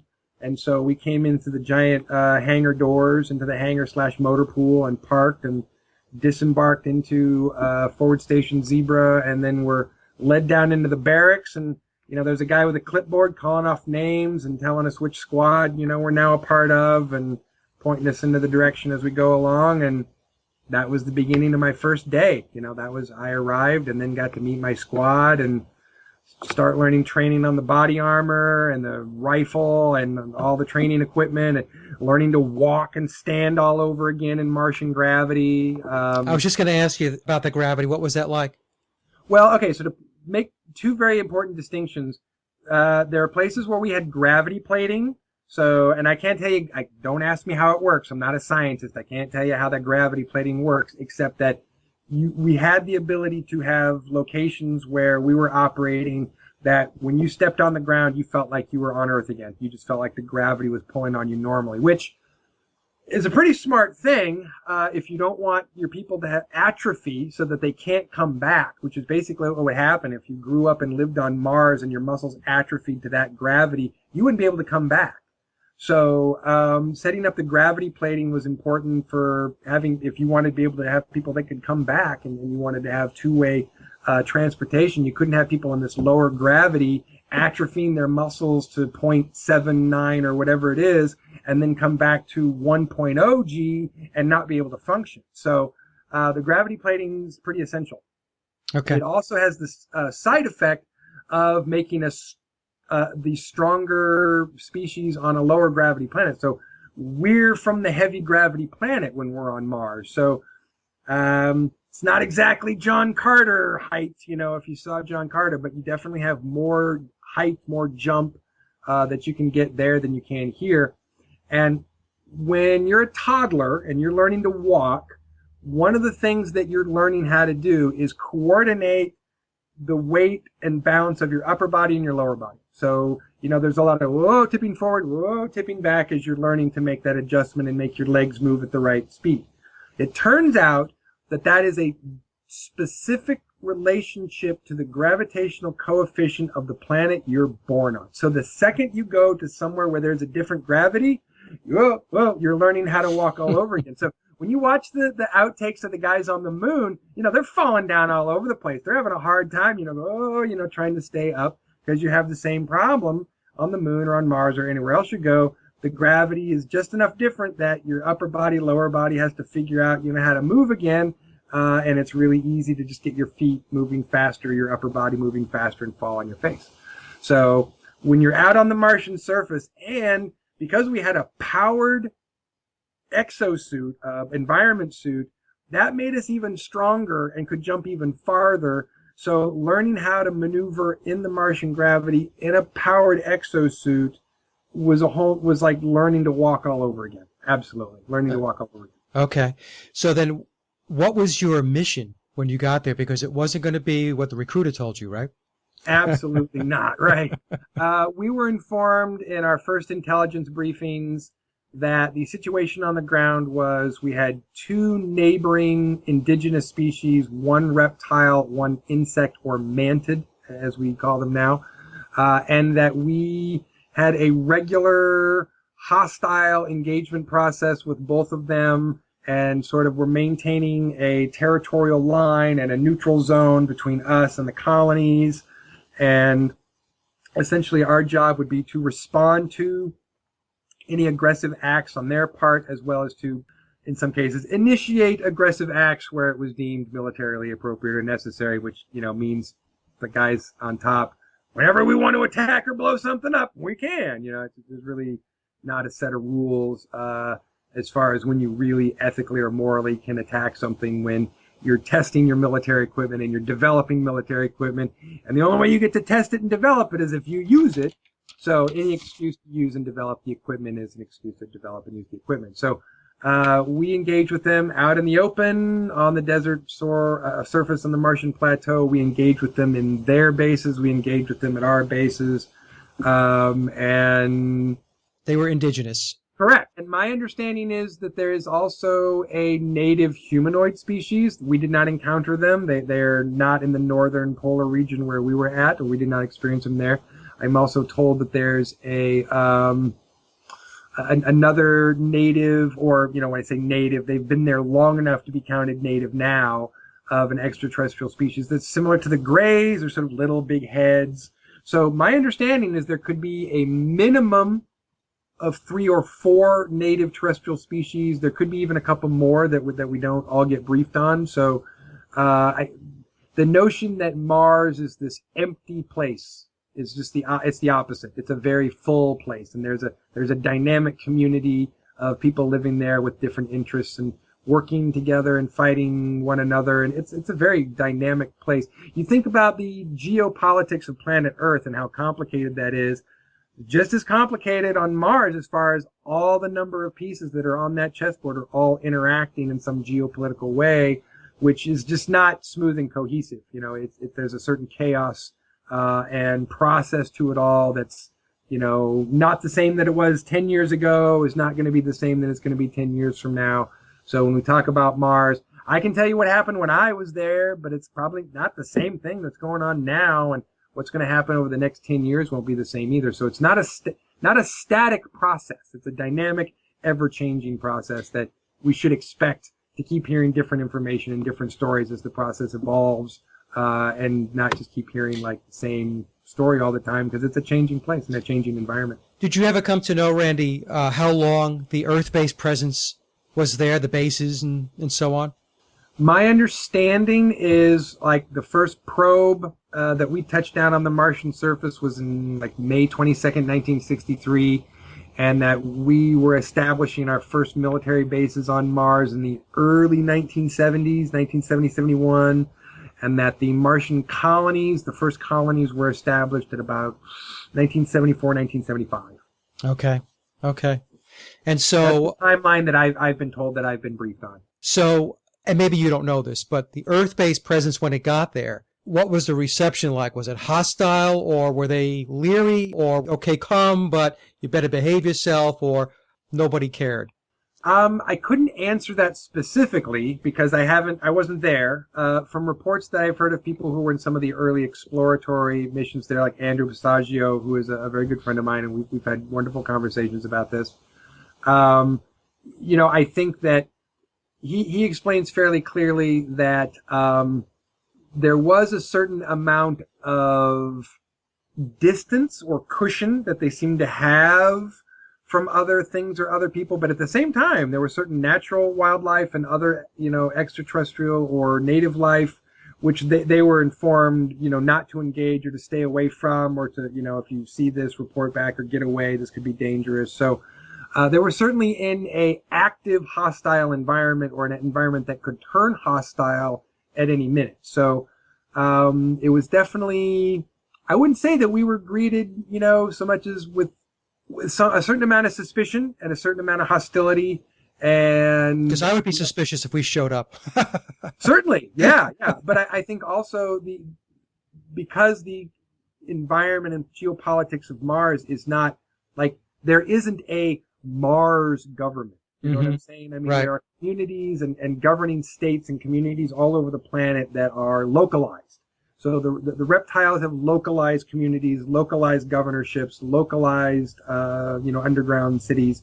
The mantids have localized hives, localized communities that, while they can have, be communicating in sort of the same allegiance to one another, they're still managed and run by the individual queens of the hive. And so they're not necessarily, answering to each other in the same exact way. Okay. Or members necessarily of the same hive mind at that point, because the hive mind really kind of comes down from the queen, and the queen sort of interact in a way that's psionic and interspecies, but isn't the same way as the same hive mind that they do when sort of a queen operates a hive. I don't know if that's a little complicated. I don't know if that explains that properly. No, I think what I'm hearing you saying is there is no global governance, that they have Right.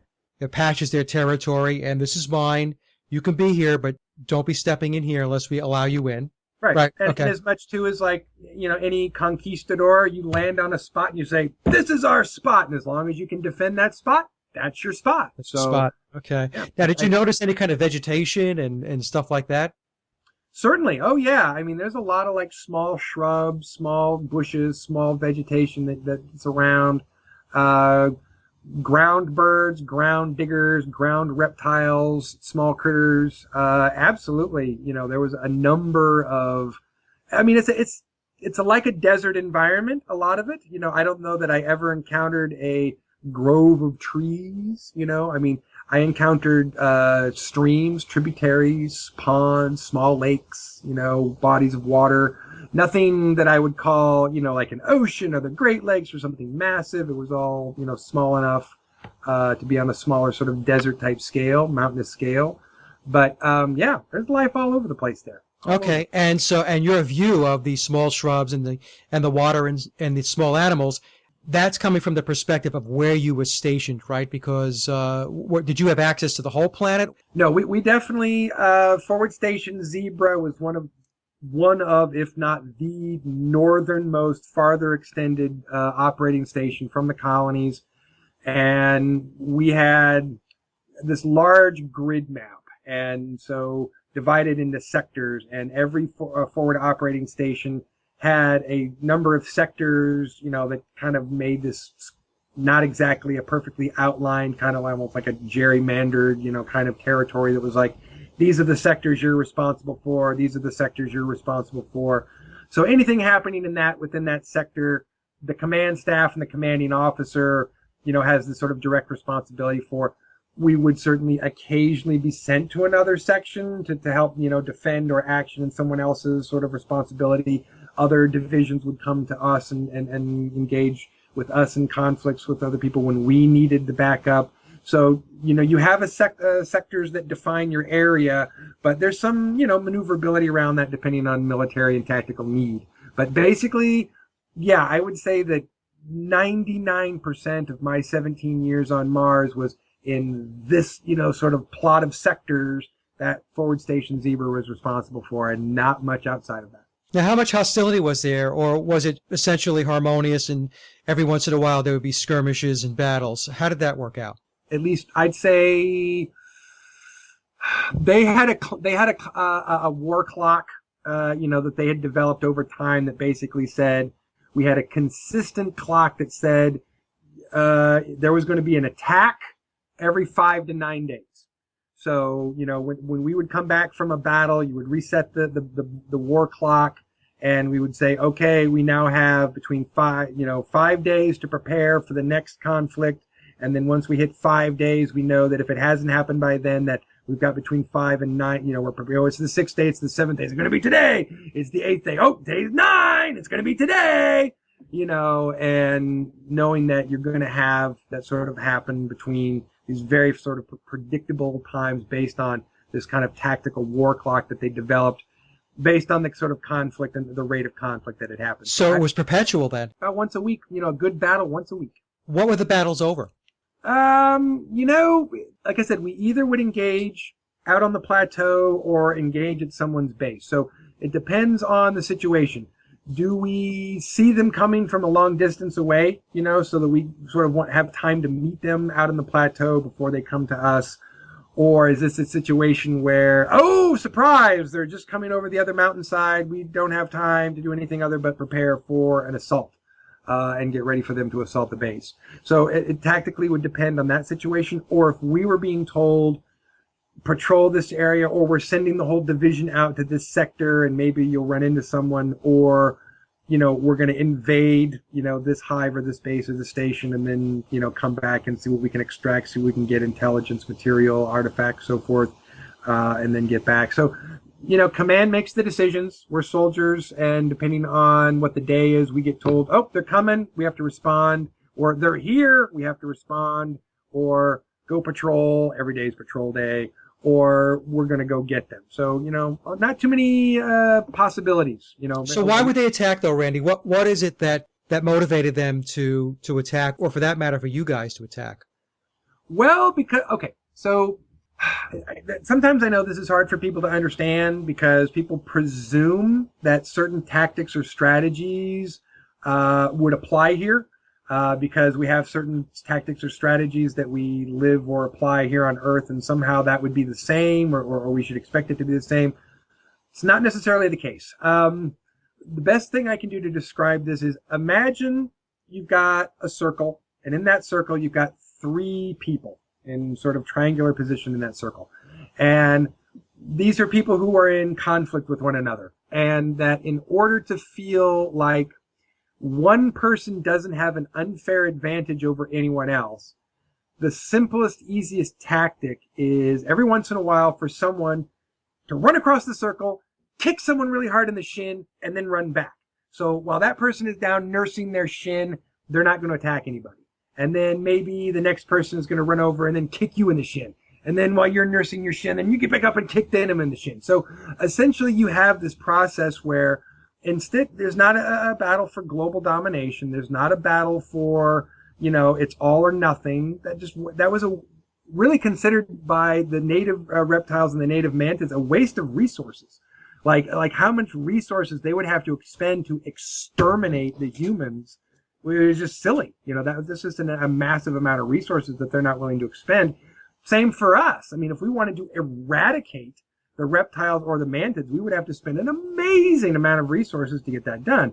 So it made more sense to defend the territory you have, keep kicking people in the shin around the circle so that no one gets too uppity and burns, your front line down and can run across your DMZ and raid the colonies. That essentially, as long as you're engaging in this sort of regular, what I used to sort of call polite warfare, it maintains its own status quo, which is no one's going to is going to rule over everyone else. No one's going to eliminate or eradicate everyone else, and everyone gets to maintain their territory and what the stake that they've laid claim to. So the main strategy was keep everybody a little off guard, a little, off center by just kind of a regular, gotcha, gotcha, gotcha. and then run back and defend your space, and then someone's going to, gotcha. And then you're just going to keep doing that because that's the most economical and energy practical thing to do to maintain your resources and your territory and what you want. That's very interesting because it sounds like what's going on there is to make sure that no one gets overly comfortable, too strong.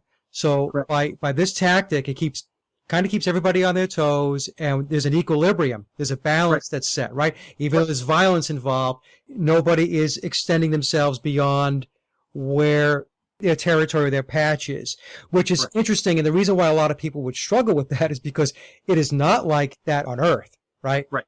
So here we have the military just plowing over everybody. And maybe that wouldn't happen if other countries or other geographies on Earth had a similar level of strength, if you will, right? And then they could do the shin kicking. You stay there, we stay here. Everybody behaves themselves, and we're okay. So that's interesting. So now let me ask you this then. What is the mission, the overall mission that you were engaged in? In other words, what is the purpose of the Mars Colony Corporation?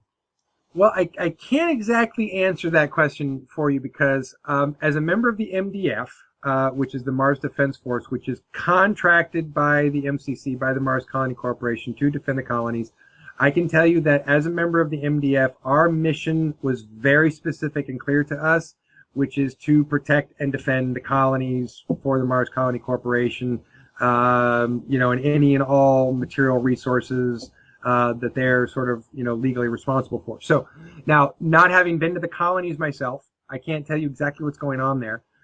I do know. What are the colonies? I'm sorry? What are the colonies? Oh, I don't know the names of them, but allegedly there's 5 of them. There are 5 colonies, and Ares Primus, I believe, is one of them, and it's the headquarters of the MCC as well. And the other colonies are spread out from each other. I don't know exactly where they are. I don't know exactly what their names are. I've been told that they're, like nice sort of classic constellation Greek names like Cassiopeia and Andromeda and, stuff like that, but I'm not really sure. We were often just, anytime they were ever referred to us, they were often just referred by a number, a numerical value, colony 1, colony 2, colony 3. Okay. Or by a sector value or a sector number or something like that. So it was really not in our compartmentalization to know much what was going on in the colony. I will say this. Since I've come forward and spoken, given my testimony, I have had other people who I have served with and who have served on Mars who have contacted me. And we have been able to have independent corroboration of our experiences, of our knowledge of one another, knowing each other by nicknames, and well as knowing that those people are talking to other people who are talking about their experience in the Mars program. So while I am this one person who is talking about this on a regular basis and coming forward and, leading the charge, as it were, there are a lot of other personnel who have served on Mars who are just not ready to come out and talk publicly like I have. And I know at least a half a dozen of them, and the half a dozen that I know, each know a dozen more. So we're talking about a lot of people who, when they really feel like they're confident about their process and about their ability to speak up without retaliation or without oppression in a way that they feel is okay for them. We're talking about a lot of people. And I've certainly had a lot of corroboration of things and events and technologies and places. Based on that, I can tell you, pretty sure there's a mining operation because going to need to pay for all that some way, and minerals and mining is a way to pay for that. But the colonies certainly have their own agricultural base. They have their own ability to grow crops. I think most of this is not an above ground thing. They either have to have these domes or these underground sort of facilities for this. Just because the wind on the surface of Mars, if you get a storm, can be high enough that, if you were just growing corn, it could just rip up, your crops and kiss your corn goodbye. But there's also some ranching that's going on, some pig farming. I don't know about beef or cattle, but they're definitely doing some chicken and pig farming as well. So there's poultry and some ranching. So they are trying to sustain the colonies, with their own food sources. They're trying to sustain it economically with at least a mining program. What else exactly? Other kinds of programs, I'm not sure. I'm obviously a military contractor that's working on defense technology.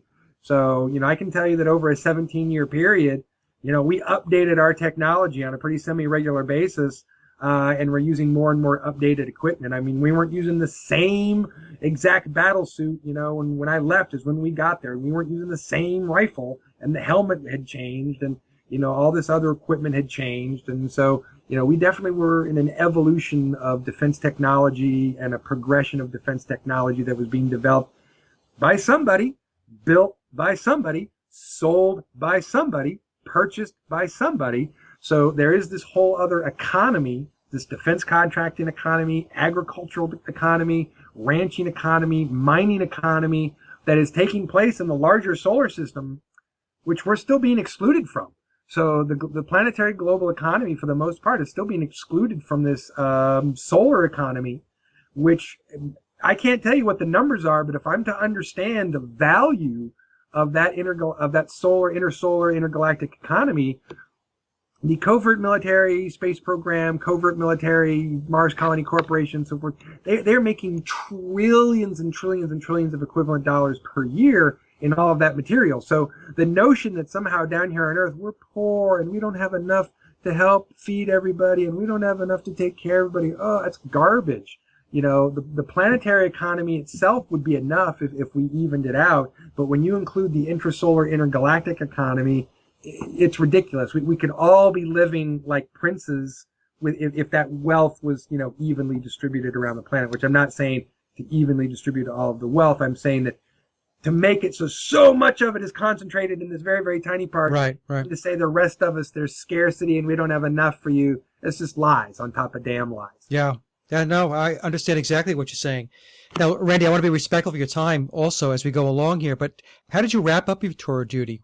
What happened as you came to a close? My tour of duty on Mars pretty much ended with the end of our division and our sister division and two other divisions that participated in a military exercise. So our division 098, Special Tactical Operations Division 098, Forward Station 0, about 216 squads of 16 personnel, so like 256 soldiers in that division. We had a sister division 097, another 256 soldiers, plus officers and, other personnel. So the division itself is much larger than 256, but the soldier base for each division of the Special Tactical Operations Division is 256 people. So us, our sister division, the two other supporting divisions, so it was just over 1,000 men and women, soldier personnel on the ground that engaged in this battle, which went very badly for us. You'll forgive me if I brush over some of it. I don't really like talking about it. It gets me choked up and emotional, and I don't like, remembering it too clearly because it was an ugly, ugly, ugly massacre where there were just over 1,000 of us that walked into that cave, and less than 35 of us came out of that cave. And so, wow. I feel very fortunate in ways that I cannot even describe how fortunate I feel to be alive, knowing, just that particular day, what the odds were that I was not going to be alive at the end of that day, given what the odds were that not everybody else was going to be alive at the end of that day. And that I still ended up being alive at the end of that day is nothing less than miraculous to me. What were you going into the cave for? We were informed that it was, we were after an artifact. And when I say artifact, that just means anything that belongs to the native reptoids or insectoids. That could be a piece of technology, it could be a piece of pottery, it could be a statue, it could be a clay tablet or a metal, cylinder that has inscription on it or something. It could be a personable material. It could be persons. It could be a weapon technology or anything. So when some say an artifact, that's a list of things that an artifact could be. So okay. We were given a location. We were told where we needed to go. We were told where the entrance of this particular cavern was, that this was a known sacred location for these reptiles, and they kept this particular artifact in this location, and that it was somehow going to be vulnerable for us to go get it. But when we got there, there was no sign of anything. So very quickly, we attempted to communicate back with HQ, letting them know that, the artifact in question was not there. When we immediately encountered, radio jamming, we were not able to communicate, and we realized that something at that point was about to go very, very, very, very badly wrong. All I can say is, as a soldier, when you're told to go somewhere and there's something going to be there, and you get there and it's not, and then you can't radio HQ, that sinking feeling in the bottom of your stomach that you just walked into a trap and you just Right. might. I mean, that's just a bad feeling. And so that was the feeling. That instant was like, oh, this is not going to be good. And this large oblong cavern, and it wasn't, when I say cave or cavern, because it was down into the rock, but the carving out of this cavern was more like a temple or a cathedral. I mean, it wasn't just like a raw limestone primitive cave or something with, primitive paintings on it or something. This was a real feat of art and architecture. But it was down deep underground in a very large cavern. So the cavern itself is very kind of oblong shaped, football shaped maybe.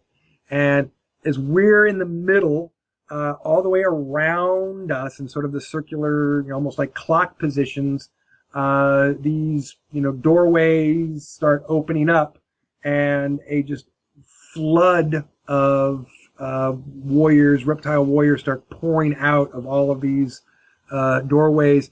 We're surrounded within seconds, 20 to 1, 30 to 1, outnumbered, by numbers in which it did not look good. And they essentially just started moving around in a counterclockwise direction. And they have very large, pointy, stabby, slashy things. And I often refer to this event as the blender, because that's just what it was. It was just blades going around in a circle.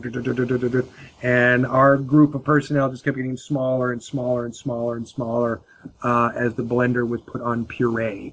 And we finally were able to reestablish communication with HQ, and they were letting us know that there was a solution forthcoming, but, they were working on it. And we let them know that they'd better hurry, or we were going to all be dead. That was not going to be okay where I was standing. But within, another minute of that, we were essentially they were jamming the localized wormhole technology that would have been able to sort of, get out. So a large wormhole that they used to sort of transport ships or vehicles through sort of appeared right over the top of us and pulled us right through it. And a few people were caught on the event horizon of that, and so they were like essentially limbs cut off or cut in half. And so we ended up on a medical receiving platform, with a bunch of people lying on the ground, bleeding, coming apart, a few people standing, shocked, trying to look around and try and figure out what's happening. And all I could do was look down at, my comrades who were bleeding out to death and calling for medics. And kind of had a nervous breakdown. I kind of wasn't cool with all of this and really just kind of lost it and started swinging my arms pretty wildly. And, knocked a couple orderlies, in the head. And the next thing I know, like I'm just being tackled by medical technicians and shot, with tranquilizers, so that, I just kind of faded into black from that experience and woke up in a chemical fog. Were you injured in the attack? No. I was kind of close to the center when the whole thing happened. And so I really didn't know what else to do, for the very few minutes that really this whole thing was taking place, other than to try and, be in the middle, try and establish radio contact, try and issue some command orders, and try and tactically, do something on the ground and not just lay down and go, oh, we're dead. I mean, try and defend ourselves, try and fight back, try and do something.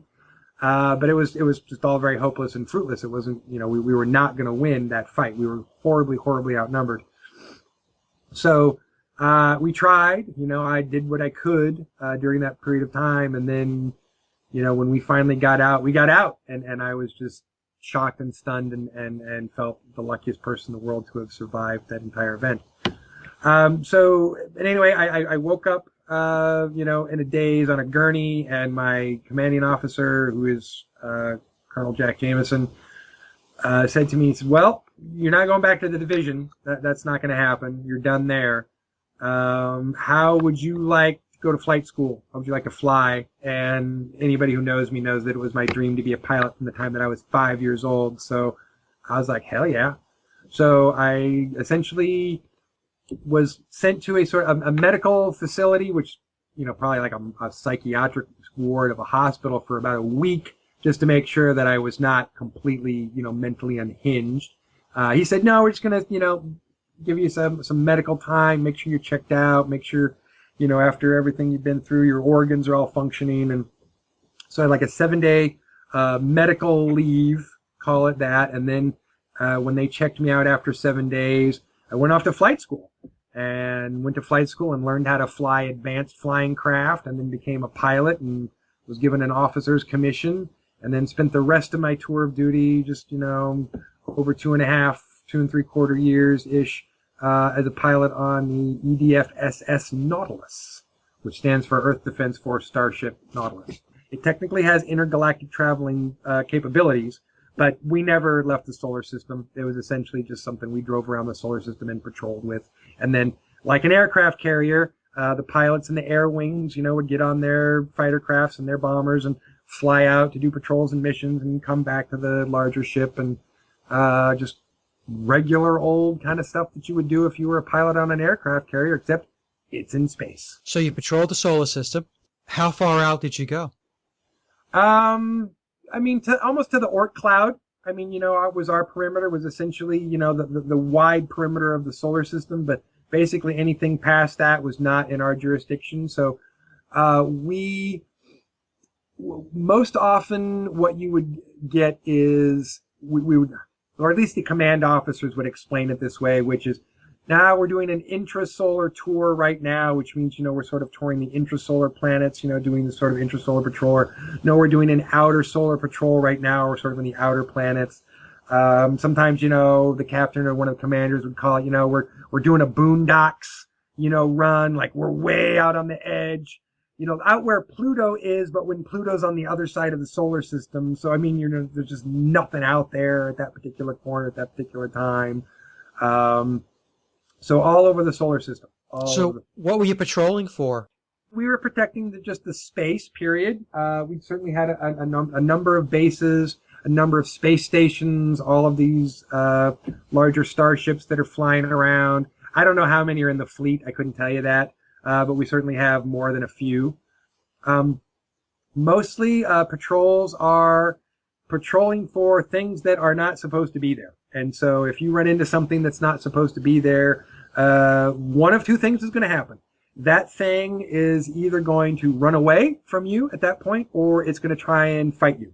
And I'd say 19 times out of 20, things don't want to fight you. They would rather run away and leave. It's just not tactically or efficient for them to engage in a military act at that point. So 19 times out of 20, you run into something that's not supposed to be there, and it runs away from you, and then you chase it until it gets to a perimeter or a point where you've said, yeah, and stay out, and then, return back to your patrol location or return to base at that point, file a report, or what have you. So essentially you either chase it off, or if it, takes a shot at you, then you call for backup and, return fire, take a formation, take an attack formation, or something. And if there's multiple of us, which, there's always a patrol of, anywhere from half a dozen to a dozen vehicles of us at any given time, and we run into 1, 2, or 3 vehicles that don't belong there, we're going to do fine. We outnumber them. We're going to do fine. We have fast vehicles with plasma cannons on them, essentially a lightning gun that can basically project over like 5 million joules, okay, like out of the end of this plasma cannon, this lightning gun that penetrates the body armor and the fuselage of these vehicles. So we essentially aren't trying to hit them with hard particles to, knock through an outer fuselage. You're hitting it with a penetrating energy weapon that goes right through the fuselage, into the energy components, into the power center, and hits it with about 5 million joules, overpowering, short-circuiting everything, and in some cases, blowing up the entire vehicle or causing a fatal cascade of some kind, and the whole thing blows up. But, minimum, usually you get a good shot on someone, and you're going to cripple them, and they're not going to go anywhere, and they're going to float there in space, and then someone else will come and pick them up. If you disable a vehicle, there is another squad that comes to pick that vehicle up and take charge of the vehicle, the personnel, pilots, living or dead or whatever. So there's even, recovery teams out there, part of Radiant Guardian, whose job it is to recover crashed or destroyed vehicles and pilots and so forth.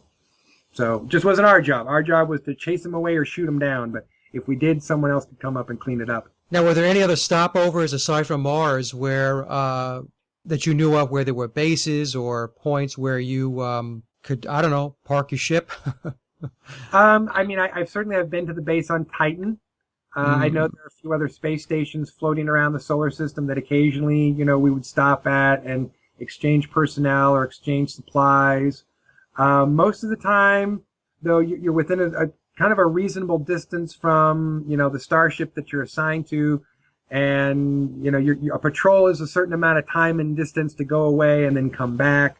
So not often that you get out in a squadron and you're away for a really, really, really long time, far, far away where you need to worry about like parking somewhere and kind of, waiting something out or that you're waiting for anything, or maybe you even need to take a rest period. The cockpits of these vehicles, these are large vehicles. I want to point out that even though they're not tiny like fighter crafts, they're still fighter crafts, but they're big because you're operating in space. So aerodynamics, wind resistance is not as much of a factor of creating like a super, super tiny vehicle. But, they're certainly aerodynamic still. They can fly in atmospheres. But every cockpit, not unlike like a semi-tractor trailer, like a long-haul trucker, you've got a little cot in the back and a little restroom in the back. I mean, you can't, if you got to go, you got to go. You got to go in the back. And if you need a rest period, you got to go in the back. So, or if you lose power or you have to land somewhere, and you have to, so you're totally self-contained in that cockpit and the little area behind the cockpit that you can essentially last in that vehicle for days, possibly weeks on end.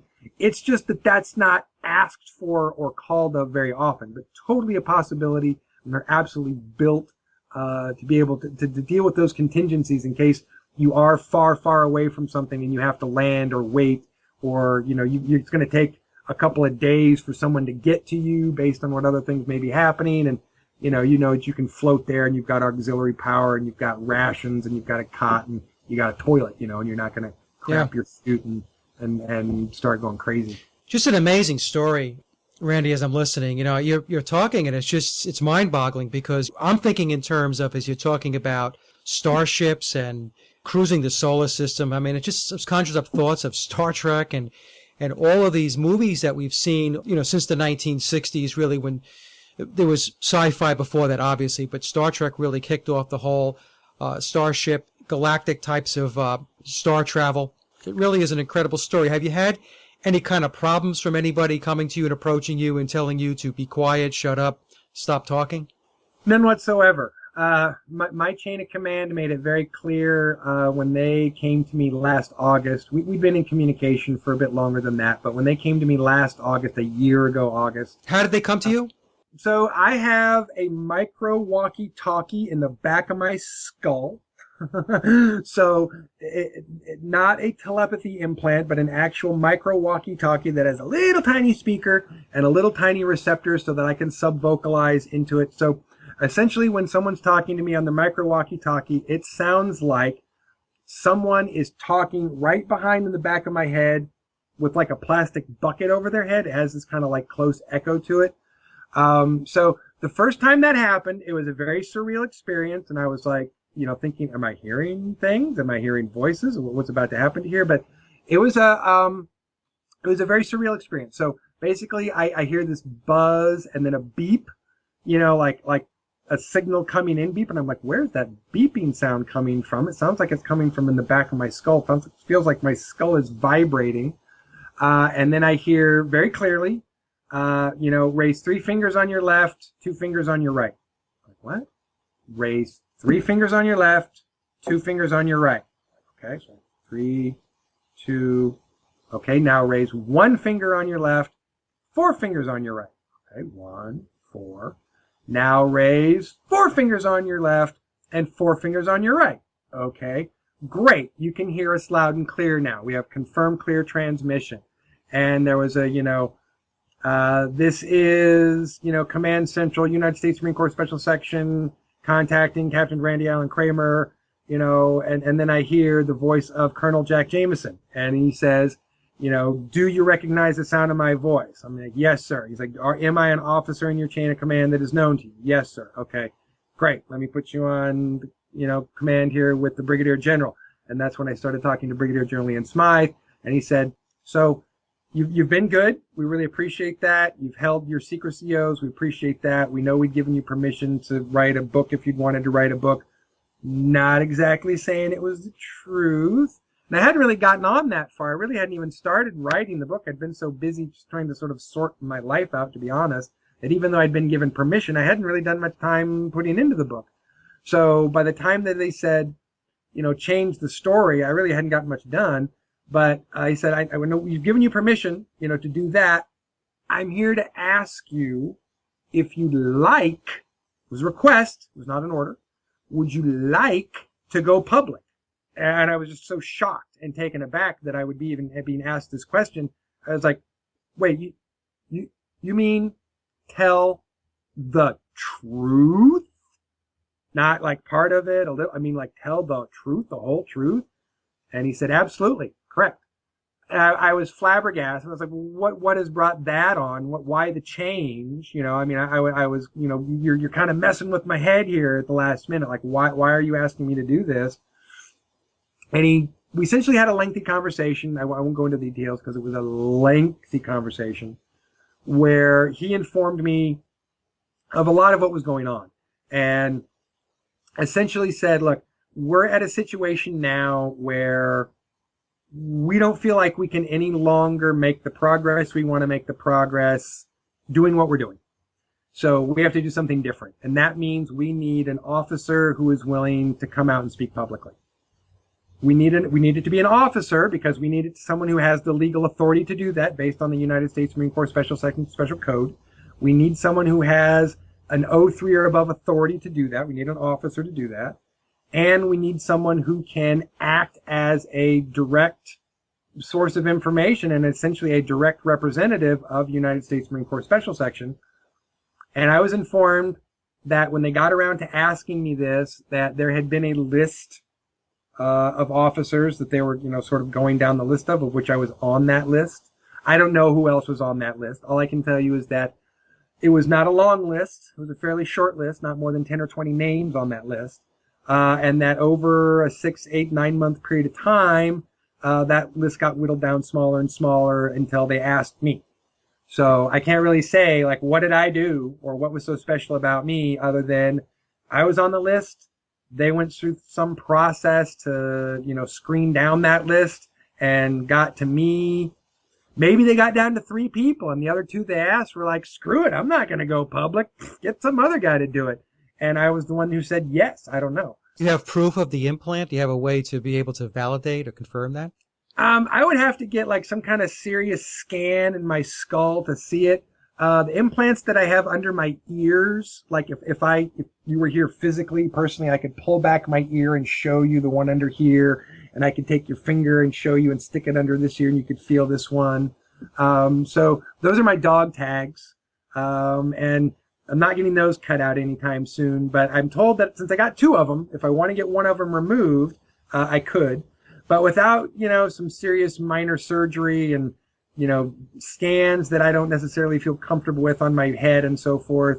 I don't have the proof that people would like to see, of that. But like I said, the ones under my ears, if you were here physically, personally, I could absolutely show them to you, take your finger and stick it under there and you could feel that there was a hard, non-biological, either hard metal or hard plastic object that's round under each earlobe.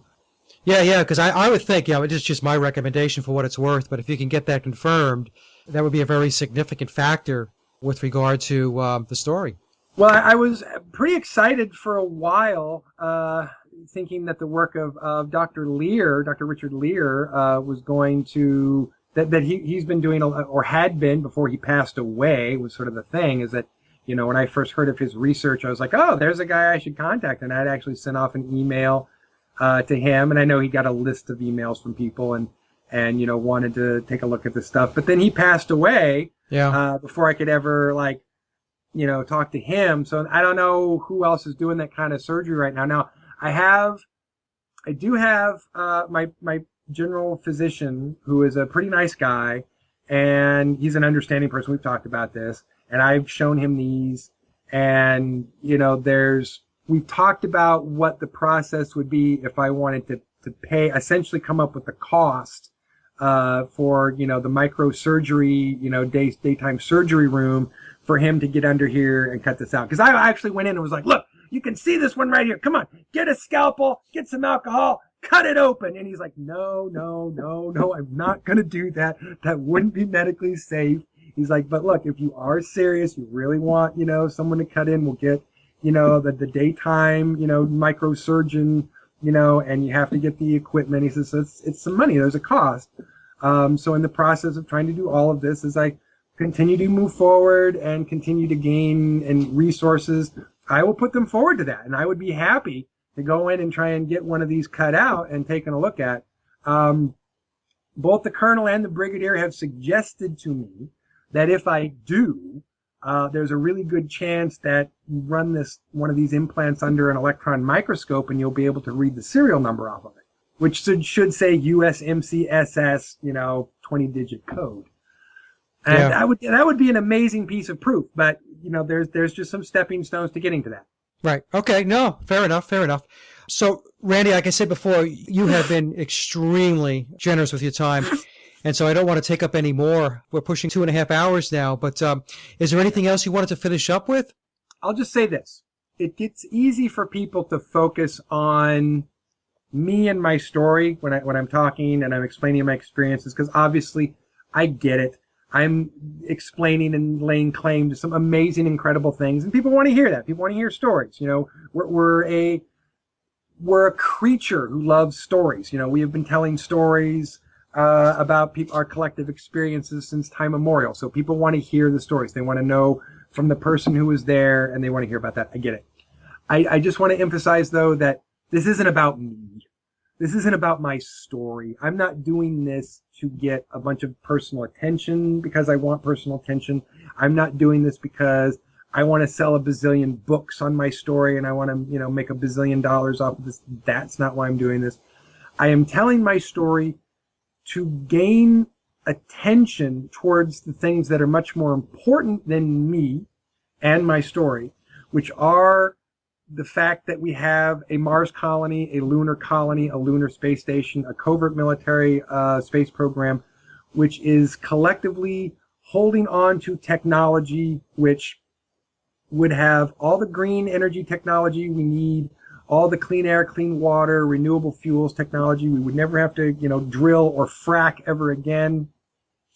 We would be able to clean all of our water, clean the air. We'd never have to worry about the environmental degradation that we've been going through. We would be able to have a cleaner process for everything. The fact that we have that technology, that it's not like I said, it's not 20 years of investment in R&D to get there. We have it. It's just a matter of getting it from the programs that have it in order to solve those problems. So I'm not here to talk about me, really. I'll tell my story. I'm happy to share. But what I really want to emphasize is I'm here so we can blow the lid off of secrecy. Hello, let's get through disclosure. Let's get there, because then we can actually fix some problems. Then we can actually have clean, green technology. We'll never have to burn fossil fuels again. We'll never have to have another airplane crash ever again, because we won't have jets anymore. We'll have vehicles that are traveling on magnetogravitic propulsion drives that glide through the air safely, fast, and more cheaply. That's the other interesting thing, is that the technology in these programs to build spaceships is actually cheaper than the fuel and building jet engines. The medical technology that can restore damaged limbs and regrow damaged organs is cheaper and less expensive than all of that pharma research and development and all that making drugs and all of this invasive surgery technology. All this other medical expense that we're spending on is gargantuanly out of control as far as expensive. All this other cheaper, better medical technology is cheaper, faster, easier. So why would we be doing something that's ineffective, expensive, wasteful, polluting, when we have all the options of doing things cleaner, better, cheaper, because we got them. They're just there. We just have to get those programs. So that's the main thing that I'm here to say, is like, this isn't just about pipe dream. Hey, we should talk about this. Hey, maybe someday. No, We've got this technology. We've got them in these programs. We need to get them to the public sphere so that we can fix the problems. I mean, we wouldn't have to be sitting around fighting and screaming at each other about climate change if we could just fix some of the problems. I'm not saying we could just fix climate change, but we could fix some of the problems that are contributing to that. We could fix some of the pollution problems. We could fix some of the air and water and air quality, ozone layer problems are technologically fixable. So that's one thing. The second thing that is the most important thing is these programs who are acting covertly would like you to believe that they are operating under the covert operations law and that they are legal operating systems of covert military intelligence. This is not the case. They are violating Article 1 of the Constitution. They are violating the Constitution by not answering to the authority of the legislature and the executive branch and the Supreme Court. So by essentially not answering to the legal apparatus of government in this country, they are acting illegally. They are rogue agencies. They are not legal. They are not in the legal authority to say, hey, we can do it wherever we want. They are criminals. So I want to emphasize to every single person who is in the legal legislative, any elected representative who is legally elected in the legal process of law in this country, every officer in a military branch who is operating in a legal operating manner, those are the people who are respecting the Constitution and have the authority, have the absolute legal authority to investigate, confront, and arrest every single person who is acting criminally in these rogue programs. So that's the other thing I want to point out to each and every person. Every military officer in the sound of my voice has to understand your neck is not the most important thing. It is a national security risk that destabilizes the country, the planet, everything if we let these people get away with what they're going to get away with. We are obligated by our oaths as military officers to defend the national security of our country, which is in danger, in great danger. And it is not in danger because of the legal operating system. It is in danger because of this rogue criminal covert system. So we have the technology to fix everything. That's one. It's in these covert programs which are acting illegally. We need to reel that back in. We need to rein that control back in. And the way that we do that is very simple. Every single person who is a legal member, an elected official, member of the legislative, executive branch, who is a legal operating officer in the military, any branch of the military in the United States, those people not only have the right, the legal right, they have the obligation, the oath-given obligation to sacrifice themselves, their lives, their careers to protect the Constitution and protect sovereignty and defend national security by confronting, investigating, and arresting every single person who is a member of a covert, rogue criminal agency and who's causing the problems. So the people who are doing the right thing have to go after the people who are doing the wrong thing. Then we can get that technology. Then we can start talking about fixing problems and being solution-oriented, which is the whole point of my being having Earth Citizen Consulting, is to consult about being solution-oriented in all of these various problems. How do we get from the old way of doing things to the new way of doing things? That's how we do it. Get the technology, arrest the criminals, fix the problems, and be solution-oriented. Well, excellent, Randy. Excellent message. And I just want to let you know it's been an absolute pleasure having you on the show. It's a fascinating story. It really is. You know, it's going to take a lot of people who haven't heard the story before to basically sit back, assimilate, take it in, because it's clearly not a story that you're going to hear every day. But we also know that there's a lot out there that we are not told about. So really glad you came on the show. And anytime you want to come back, you have an update, just send me an email and I'll bring you back on the show and we'll talk about it. Thank you. Bye-bye now. And that concludes my interview with Randy Cramer, and I hope you enjoyed the discussion as much as I did. Randy's website can be found at www.earthcitizenconsulting.org. And as always, I'd like to thank everyone for listening and visiting the blog, The Sage of Quay. Also, please take a listen to my album, Leaving Dystopia, by heading over to laboroflovemusic.com. And remember, live in truth, and always serve creation. It's really that simple. See everyone next week. Be safe, enjoy, and God bless.